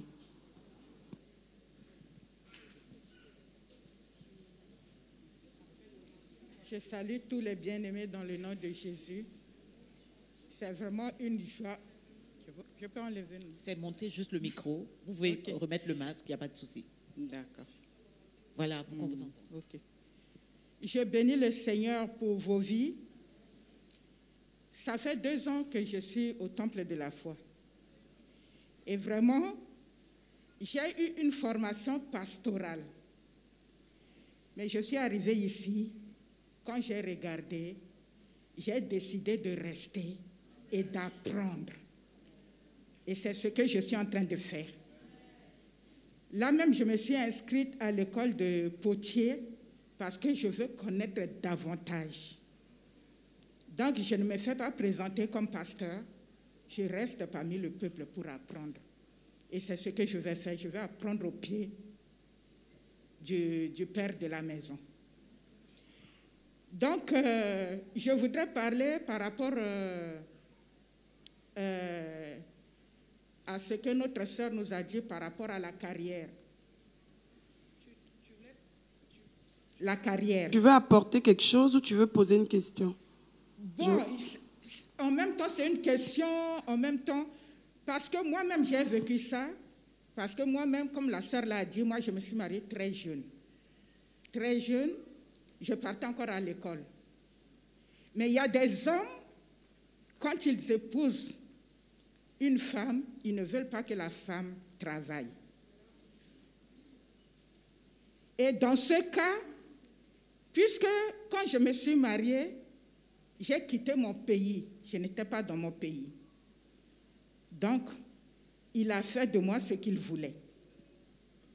Il n'a pas permis que je continue mes études, parce que si je continuais, j'allais le dépasser. Effectivement, parce que lui, il a fini en classe de seconde. En classe de seconde, il y a eu les gens d'Air Afrique qui étaient venus, qui ont fait la promotion, et il a postulé. Et quand il a réussi, il est parti pour faire la formation. Donc, il n'a pas continué. Et du coup, il ne voulait pas que je le dépasse. Et aujourd'hui, je suis veuve. Quand la maman a parlé, ça m'a beaucoup touchée. Je suis veuve. Je n'ai jamais travaillé. Mais malgré ça, j'ai relevé le défi.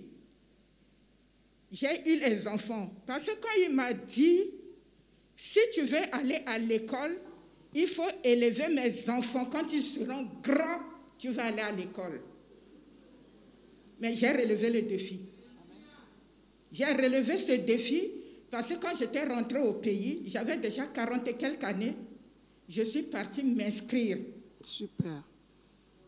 J'ai fait l'équivalent de bac et je me suis inscrite à l'université. J'ai eu mon BTS.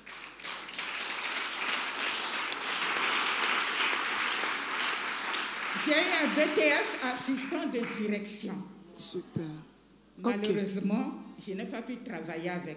Partout où je passais pour déposer mon dossier, comme vous connaissez, on te demande de coucher avec toi avant de te donner le travail. Et ça, j'ai refusé. Mais aujourd'hui, il n'est plus. D'accord. Voilà pour la carrière. Je n'ai pas pu travailler. Ok. Voilà.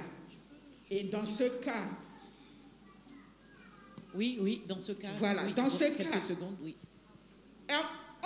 Deux fois, on nous condamne parce qu'après, j'ai opté, j'aime le Seigneur, je veux le servir.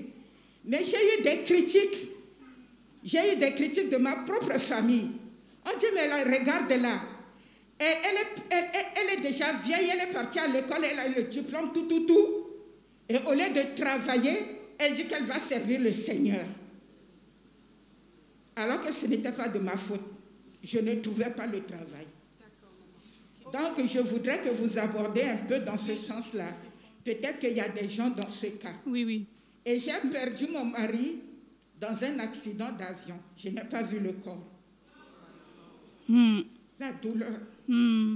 On entend de la douleur. Merci, maman, pour votre partage. On entend la douleur, que le Seigneur guérisse votre cœur. Hein? Il y a plusieurs choses que j'entends dans ce que vous dites. La première chose, moi, je ne veux pas culpabiliser les femmes qui n'ont pas une carrière. Je voudrais encourager les femmes qui veulent avoir une carrière en leur disant que l'univers des possibles est ouvert devant eux. Il y a un premier métier qu'ont fait beaucoup de femmes, beaucoup de mamans, à l'époque et même aujourd'hui, qui par choix décident de ne pas travailler pour élever leurs enfants. Et moi, j'encourage aussi ces femmes-là, parce que c'est un choix de vie. C'est un investissement, comme disait maman Adekoya, c'est un investissement dans la vie de leurs enfants. Elles passent du temps, elles investissent, et c'est un travail qui est tout aussi noble que celui d'avoir une carrière. Il n'y a vraiment aucune culpabilité, et je ne voudrais pas que vous vous sentiez culpabilisé par rapport à ça, parce que ce n'est pas du tout l'objectif de mon propos. Il y a plein de femmes qui élèvent leurs enfants. C'est un choix de vie. Il faut être en phase avec nos choix de vie. Quand on fait un choix, c'est ça qui nous donne la force de surmonter les difficultés, les critiques, les amertumes, etc. Parce que c'est un choix de vie. Vous parliez de quitter votre pays. Moi aussi, j'ai quitté mon pays. Dans mon pays, j'aurais eu certainement une carrière fulgurante, mais j'ai fait un choix et j'ai payé un prix, mais le Seigneur est fidèle et il ne m'a pas oublié aussi dans ce choix de vie. Et Dieu ne vous oubliera pas. Maintenant, comme disait maman Adekoya, la vie d'une femme est ponctuée de plusieurs saisons. Il y a des femmes qui, pendant des années, ont élevé un enfant et qui, au bout d'un certain temps, se sont rendues compte que ce n'était pas leur choix, ce n'était pas ce qu'elles voulaient. Elles voulaient se réorienter professionnellement, elles voulaient entreprendre. À ce moment-là, elles ont construit leur projet et elles sont reparties. Donc, il n'y a pas d'interdit. Avec Dieu, tout est possible. Amen. Oui, et moi, maman, je veux juste ajouter quelque chose, en fait. Ce que tu sens, en fait, tout ce qui n'est pas fruit de conviction est péché. Tu ressens à l'intérieur de toi de servir ton Dieu à cette étape de ta vie. Comme Mamie a dit, il y a des séquences de vie. Je pense que tu es peut-être allé, je pense, hein, peut-être je me trompe, que tu allais refaire tes études parce que tu voulais peut-être te prouver à toi-même que tu pouvais faire des études et à ceux qui sont autour de toi que tu en étais capable. Ok, tu as relevé ton défi. Maintenant, le Seigneur t'appelle à le servir. Ok, tu t'équipes, tu es dans une bonne dynamique de t'équiper, de te faire former pour pouvoir répondre à l'appel du Seigneur sur ta vie. En cette saison, c'est ce que Dieu attend de toi, mais tu te lances à fond, sans avoir aucun complexe de carrière ou pas de carrière. Il y a des femmes, moi je veux dire, j'ai fait des études, mais à un moment donné, je me suis retrouvée avec mon mari par choix de vie, par convention de vie. Et l'appel auquel Dieu nous appelait était tellement grand que je ne pouvais pas me retrouver en train de servir ailleurs, dans une structure où je devais rendre des comptes. Il fallait que j'aie ma liberté pour pouvoir faire ce à quoi Dieu m'appelait. On s'est retrouvés ensemble à faire nos affaires ensemble. Ce que j'ai appris à l'école, je le mets à la disposition des projets familiaux et je sers le Seigneur. Donc, il n'y a aucun problème. Il ne faut pas que tu aies des complexes par rapport à X ou Y. Tu ne vis pas pour ta famille, tu ne vis pas pour les opinions des gens, tu vis pour accomplir ta destinée. Est-ce que je peux lui poser une question? Je peux vous poser une question? Comment vous faites pour subvenir à vos besoins? Vous avez des ressources financières, comment vous faites? C'est mon fils qui s'occupe de moi. Ok. Mon deuxième fils. Donc, les personnes qui se plaignent là, est-ce que ce sont tes enfants ou bien des personnes à l'extérieur? C'est ma famille. Est-ce que tu leur demandes, tu leur sollicites? Non. Ok. Je tiens à poser toutes ces questions parce que, tu sais, par la grâce de Dieu, c'est bon de travailler à plein temps. Mais il y a une saison pour chaque chose. Amen. Si tu n'as pas assez de moyens, parce que regarde ce que le révérend Daniel a dit. À un moment donné, le travail, le ministère, parce que des fois, il y a des pasteurs qui me demandent je veux travailler à plein temps. Je dis, est-ce que le travail que tu fais, ça a dépassé? Parce qu'il y a un moment donné, le travail du ministère dépasse même. C'est-à-dire, tu travailles tellement dans le ministère, tu ne peux pas combiner les deux. Mais si ce n'est pas arrivé à ce stade, c'est juste pour dire, je suis en plein temps. Moi, je pense qu'il faut la sagesse. Par la grâce de Dieu, aujourd'hui, je peux dire je suis en plein temps, mais par la grâce de Dieu, j'ai travaillé, j'ai enseigné, j'étais consultante à la BAT, j'ai travaillé. Mais à un moment donné, le ministère était tel qu'il fallait que je démissionne et que je travaille en plein temps. Amen. Donc, il faut la sagesse. Parce que, tu sais, des fois, les gens mettent leur bouche dans ton affaire lorsque tu as besoin d'eau pour exécuter ton projet. Mais si tu as les moyens de ta politique, ils vont te laisser. Amen. Donc, c'est à toi, il faut être honnête avec toi-même. Est-ce que tu as assez? Maintenant, je ne veux pas te mettre dans une situation où tu vas dire, Dieu me dit de travailler. Si Dieu te dit, tu sais, moi je respecte, Dieu m'a dit. Si Dieu t'a dit, démissionne, Dieu va s'occuper de toi. Parce que c'est vrai que moi j'ai dit, on a travaillé là-bas, mais Dieu nous a dit de démissionner quand on était au Nigeria et de démissionner. Le pasteur a démissionné. Moi-même, j'ai démissionné, on est venu ici. Et puis on a dormi par terre pendant un bon moment. Et puis après, Dieu nous a relevés. Donc c'est pour dire que si Dieu te dit, mais il faut écouter que ça soit Dieu. Il ne faut jamais marcher dans la présomption. Et ça résume ce que le révérend Daniel a dit. Il dit tout ce qui est fait sans conviction, c'est un péché. Il faut que tu sois convaincu que c'est Dieu qui t'a dit de ne pas travailler. Parce que si Dieu te dit de ne pas travailler, il pourvoira à tes besoins. Amen. Donc il faut vérifier ça. Mais si Dieu ne t'a pas dit ça, il faut demander du travail à Dieu pour que tu travailles et que tu serves Dieu jusqu'au moment où le ministère va déborder. Et puis maintenant, voilà, c'est ma contribution. Amen. Merci. Merci, maman. Je peux voir le nombre de personnes qui ont encore des questions. Je vais essayer d'évaluer. Pouvez-vous vous lever, s'il vous plaît, pour qu'on voit un tout petit peu le nombre? Il y en a qui se sont levés même sans avoir, qui n'étaient pas sur la liste de ceux qui avaient levé les mains. 8 personnes. Et en même temps, Internet aussi, on a plusieurs questions. Bon, entre-temps, Isha, ce n'est pas fini. Hein.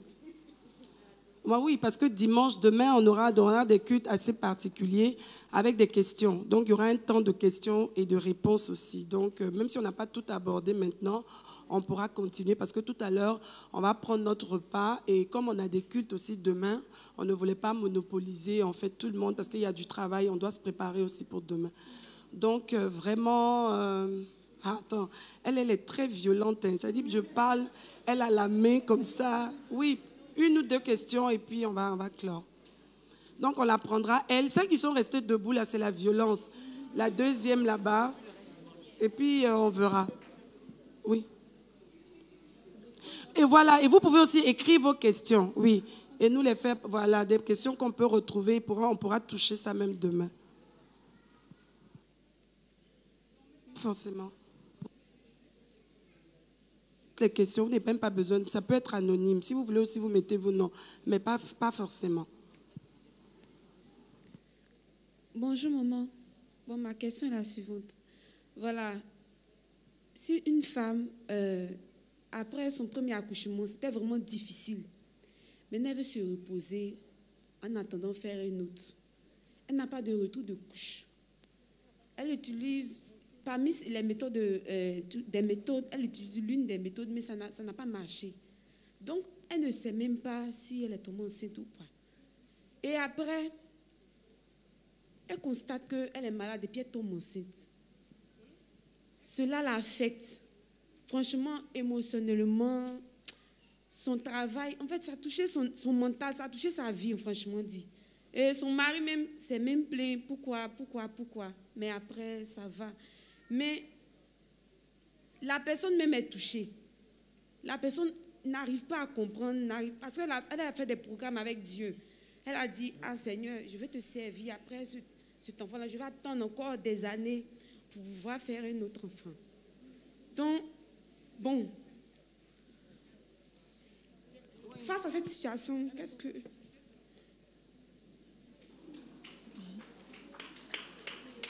Alors, ma soeur, il faut juste aller au service de planning familial. Ils vont t'expliquer toutes les méthodes de contraception qui sont disponibles ici en Côte d'Ivoire. Et tu vas faire un choix en complicité avec ton mari. Parce que quand on est un couple, on choisit la méthode ensemble. Ton mari doit être consentant. On ne choisit pas une méthode de contraception en dehors de son mari. Donc vous deux, enfin, disons que toi, tu y vas, on te présente tout, tu prends tout, tu viens chez lui, vous discutez. Des fois, vous pouvez vous rendre vous deux ensemble chez la sage-femme et tout, et vous choisissez avec les... Comment je dis? Il y a des fois des inconvénients, tu dois les savoir. Et quand vous choisissez, vous les mettez en pratique et vous attendez. Il faut juste planifier. Et puis je veux te dire que servir Dieu, en fait, c'est l'œuvre de Dieu. Ça ne doit pas t'amener à être malade pour ça parce que tu n'as pas pu servir Dieu au moment où toi tu voulais. Est-ce que c'était le moment de Dieu pour toi? Il faut vraiment se laisser conduire. Et le Saint-Esprit est la personne qu'il nous faut, franchement. Sur cette terre, en ce moment, c'est le Saint-Esprit qui nous a été donné. C'est lui qui peut planifier, organiser tout dans ta vie, dans la vie de ton mari, pour que tu puisses servir Dieu. Parce qu'il y a quelqu'un sur toi, c'est ton mari. Est-ce qu'il est d'accord avec ça? Il faut en parler ensemble. Comme le pasteur Allah a dit, une convention de filles, ça se fait ensemble, à deux. Donc, à ce niveau aussi, discuter. Maintenant, tu dis que ton mental a été touché. À quel niveau? Ah, une personne. Ah, ok, dans ce cas-là, je ne peux pas poser la question. Sinon, j'allais demander à quel niveau le mental est touché pour voir ce qu'on peut faire. Le mental est touché parce que ce n'était pas prévu, en fait. Donc, la personne, déjà, quand on parle de retour de couche, c'est qu'elle a déjà même fait un bébé. Peut-être on ne sait pas dans quelles circonstances, est-ce que c'était voulu ou pas. Et la personne se dit, bon, ok, après ça, je vais pouvoir me retrouver et tout. Et pendant qu'elle n'a pas encore les retours de couche, si j'ai bien compris, voilà, il y a encore un autre, elle se rend compte qu'elle ne se sent pas bien et c'est en allant checker qu'elle réalise qu'elle a encore un autre bébé. Mais elle avait déjà pris des contraceptifs, elle a dit. Non, je ne crois pas. Elle a dit qu'elle se refusait, mais je ne sais pas comment ça s'est passé. On peut lui donner le micro. Je pense qu'elle avait dit, parler de... En tout cas, je pense que c'est ça, en fait. Le choc, c'est qu'il y a un deuxième enfant qui arrive sans qu'elle ne s'y attende, en fait. Et donc, ça joue sur elle parce que la personne se disait, je vais être un peu plus dégagée. S'il vous plaît, je vais être un peu plus dégagée pour aller servir le Seigneur, en fait. Parmi les méthodes, j'ai utilisé l'une des... Elle a utilisé. Tu as utilisé? Ça n'a pas marché, oui. Tu as utilisé quoi? Bon, les pilules, ça n'a pas marché. Est-ce que tu as... Bon, on va rester là. Ok, on va parler. On va se voir après, je pense.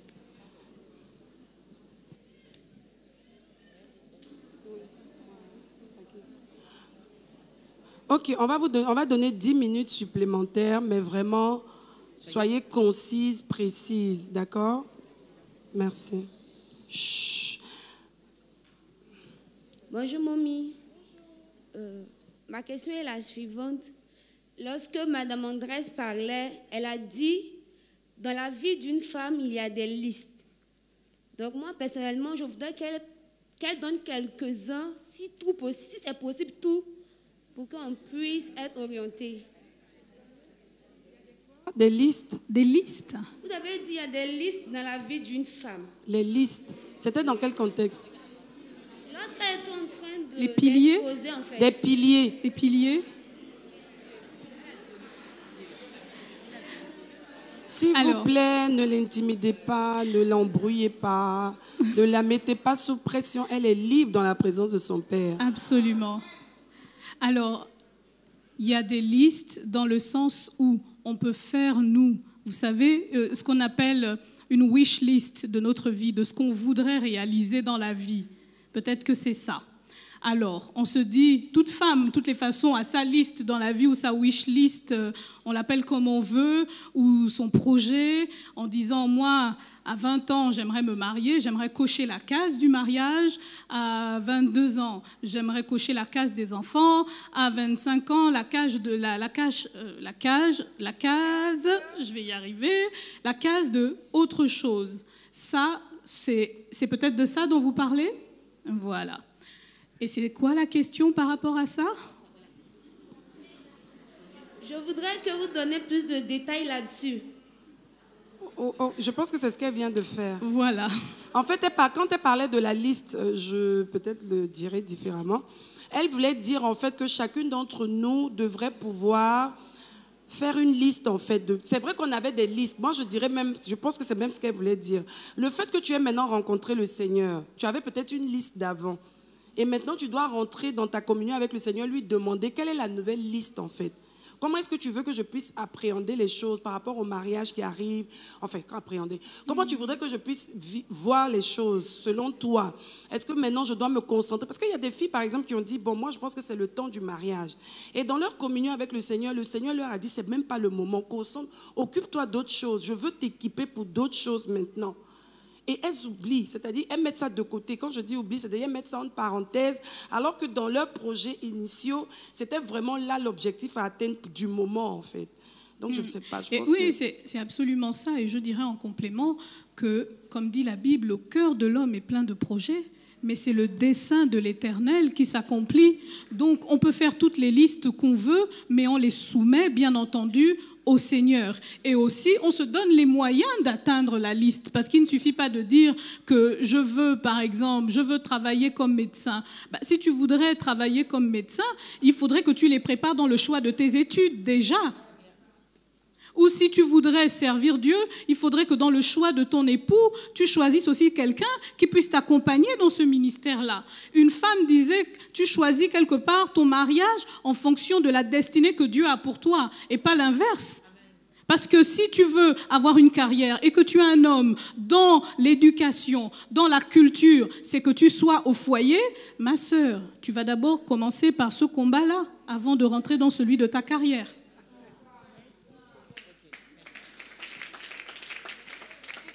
Est-ce qu'on a... Oui. Après elle, on prendra ça sera la dernière question. Okay. Bonjour, maman. Bon, ma question est la suivante. Est-ce qu'une femme peut être riche plus que son mari? Si oui, est-ce que c'est elle qui prendra la charge de toute la maison? Très, très bonne question. Je vais vous répondre, moi, sur la base de mon expérience. Bien sûr que la femme peut être riche plus que son mari. Il existe de nombreux couples où la femme est plus riche, 100 fois plus riche que le mari. Maintenant, moi je pense déjà, parce qu'on est aussi dans la culture africaine, il faut ramener les choses dans leur culture. Hein. L'homme, souvent en Afrique, il a beaucoup plus la culture de s'occuper de la femme. En Europe, il le fait, mais il le fait différemment. En Europe, on est dans un apport réciproque. Donc ça, c'est déjà en fonction du contexte. Et Dieu peut te bénir plus que ton mari, et ça va bien. Maintenant, ce n'est pas parce que Dieu t'a béni plus que ton mari que maintenant, ça te donne la supériorité dans la maison. Il faut savoir gérer ça. Il m'est arrivé avec mon mari d'avoir des moments où je gagnais bien plus que lui, mais personne ne le savait et personne ne l'a jamais su. Et après, ça s'équilibre. Et lui aussi, du coup, c'est un peu comme un challenge. Il se dit, waouh, quand on fait notre déclaration d'impôt, il dit, il va falloir que je négocie un peu plus de mon côté, etc. Et mon mari est OK, et moi je suis OK, et on s'encourage comme ça. En fait, ce qu'il faut, c'est la cohésion ensemble. Dieu n'est pas là pour semer le désordre. Dieu est un Dieu d'ordre. Et il vient, il te bénit, et tu gères ça pour que ce ne soit pas un problème dans ton foyer.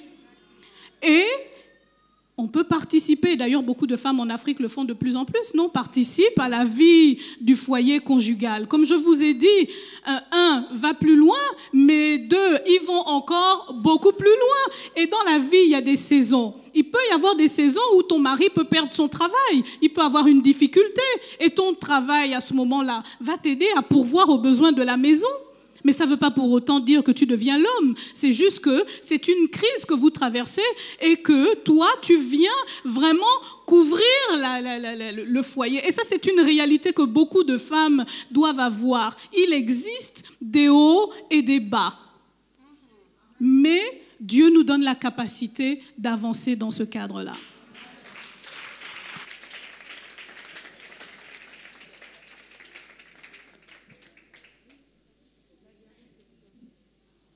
La dernière question. Oh, je vois une petite main là-bas, toute frileuse. Bonjour à la révérende, bonjour à tous nos mamans qui sont là ce matin. Ma question est un peu sensible. Je voulais poser, je voulais demander, en plus de toute l'éducation ici qu'on donne aux enfants, également le relais que nous, parents, avons à la maison auprès de nos enfants. L'histoire de leur donner une éducation basée sur la parole de Dieu. Dans mon cas, concrètement, je suis issue d'une famille musulmane. Je suis chrétienne depuis des années. Mais il faut dire que les parents n'ont pas accepté ma religion. Ou encore on dira le fait que je sois un enfant de Dieu. Maintenant, j'ai mon enfant qui est là. J'aimerais quand même avoir une relation comme les autres l'ont avec la famille. Je parle beaucoup de Jésus à mon enfant et autres. Mais mes parents ne sont pas convertis. Et aujourd'hui, ça crée un blocage dans mon esprit de le laisser aller vers eux. Comme bien même qu'ils réclament souvent d'être avec lui. Par exemple, depuis que j'ai accouché, maman n'a pas encore vu mon fils. Donc je me demande, est-ce qu'il faut envoyer l'enfant vers eux ou encore le protéger vu qu'il est encore très jeune? C'est ma question qui est là.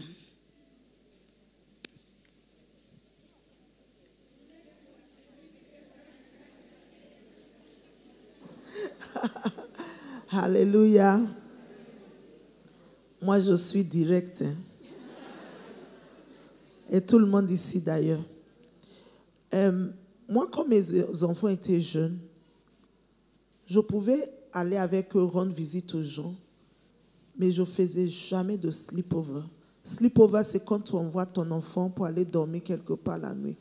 Mes enfants n'ont jamais fait ça un seul jour.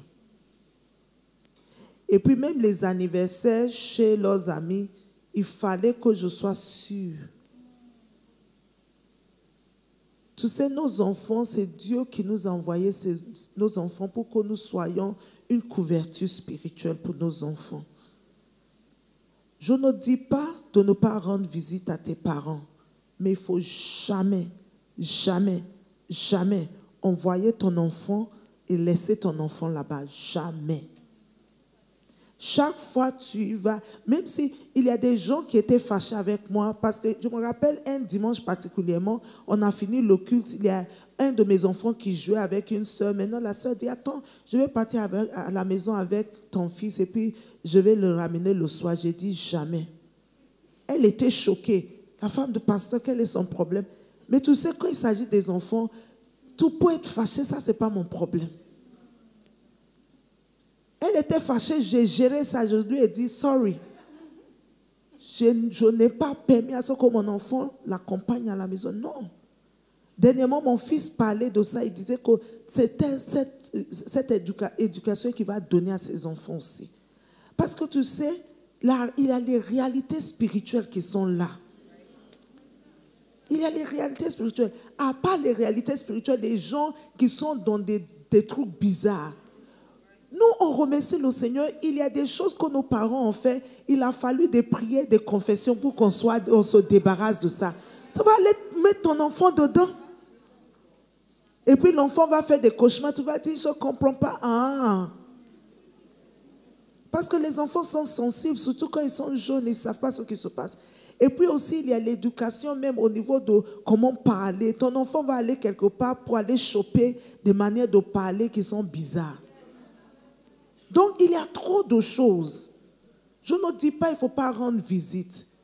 Rends visite, mais il ne faut jamais, jamais, jamais envoyer ton enfant là-bas sans que toi-même tu ne sois pas là.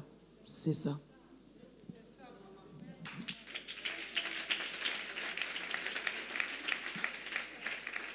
Mais je vais rajouter, parce que c'est vachement important. Vous voyez, moi, je suis d'une autre génération, mais je pratique absolument le même principe. Ma mère me dit souvent que ceux qui ne t'aiment pas, ils n'aimeront pas tes enfants. Ceux qui ne sont pas bien avec toi, ils ne seront jamais bien avec tes enfants. Parce que tes enfants, c'est le prolongement de toi. Ce sont des mini-toi. Et tes enfants, tu dois les protéger. Et justement, je prends du temps avec mes enfants parce que pour moi, c'est important. Ma fille va dans une école avec plein de fils à papa, etc. Quand il y a des anniversaires, je suis la mère pointue, comme on dit. Je viens, je dépose, je regarde dans quel environnement est ma fille. Et je reviens la chercher. Je côtoie les parents. Quand je trouve des parents bizarres, quand ma fille me dit « j'ai envie d'aller faire une nuit, je ne sais plus comment elle appelle ça là-bas, soirée pyjama », je dis « ça va aller ma fille, on va faire la soirée pyjama à la maison ». Ou je lui dis emmène ta fille et emmène ta copine. Et quand les copines viennent à la maison, moi-même je suis la mère pointue. L'air de rien, je passe, je regarde, j'écoute leur conversation et je prie après que les enfants soient partis, j'impose les mains à mes enfants. Et il faut imposer les mains à ces enfants. Vous me faites les onctions d'huile, vous korababaptisez quand ils vont à l'école, pour que Dieu les garde, pour qu'ils soient protégés, parce que les enfants sont des éponges. Mon fils, quand je reçois des gens à la maison qui, comme on dit, sont mal intentionnés, tout de suite ça se répercute sur mon fils. Je le vois, il n'est pas bien, il tombe même malade. Donc c'est important, c'est à nous de veiller sur nos enfants. Allez-y voir, et comme disait maman Daniel, ce qui n'est pas le fruit d'une conviction est péché. Donc si tu n'es pas en phase avec ça, si le Seigneur ne met pas la paix dans ton cœur pour aller les fréquenter, ne va pas tout de suite. Et puis prie, et quand le Seigneur te donnera le moment, il t'équipera, tu vas, tu t'armes, tu te prépares, et puis tu vas. Et par rapport à l'éducation des valeurs, il ne faut pas hésiter à remplir son enfant des valeurs chrétiennes. Parce que ça, c'est vachement important pour vous, la mère. Vous êtes la mère, vous lui communiquez vos valeurs, vous lui parlez de Jésus et vous lui expliquez que je viens d'une famille où les gens ne partagent pas Jésus. Eux, ils sont musulmans, voilà. Quand vous allez là-bas, voilà, si ils prient, ne soient pas choqués parce que nous ne prions pas le même Dieu, etc. Il faut leur expliquer. Ma fille, elle va dans une école catho. À un moment, elle est revenue, elle a dit « Marie, je te bénis ». Je lui ai dit « Viens, ma chérie. Marie, c'est là-bas, chez les catholiques, etc. » Je lui ai expliqué. Elle me dit « Mais donc, ils sont chrétiens, non ?» J'ai dit « Ils sont chrétiens, mais voilà ce qui nous sépare, etc. » Je lui ai expliqué. Et je lui ai dit, quand tu vas, quand ils font le signe de croix, il dit, je te salue Marie, toi tu penses à Jésus et tu parles à Jésus. Et je lui explique.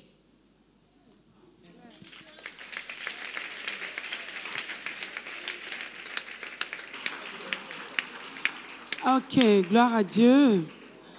Nous avons atteint nos objectifs, on est allé plus loin, on vous a donné même une marge de près de 25 minutes. Oui, et vous savez, ça, c'est toujours le même exercice. Quand on commence, si on n'arrête pas, on ne peut pas arrêter. On peut être ici même jusqu'à ce soir. Mais en même temps, on a des impératifs, donc on va redescendre. Et puis, je rends grâce à Dieu vraiment pour tout. Vous avez été satisfaite dans l'ensemble? Vous avez été enseignés, vous avez reçu des réponses, des éclaircissements. Je le crois profondément et je rends grâce à Dieu pour ça. Merci à Momi Adekoya, merci à Jolie, merci au révérend Blessing, pasteur Gonda, pasteur Allah, pour tout cet investissement. Merci à tous. Bien-aimés, nous allons passer aux offrandes et je veux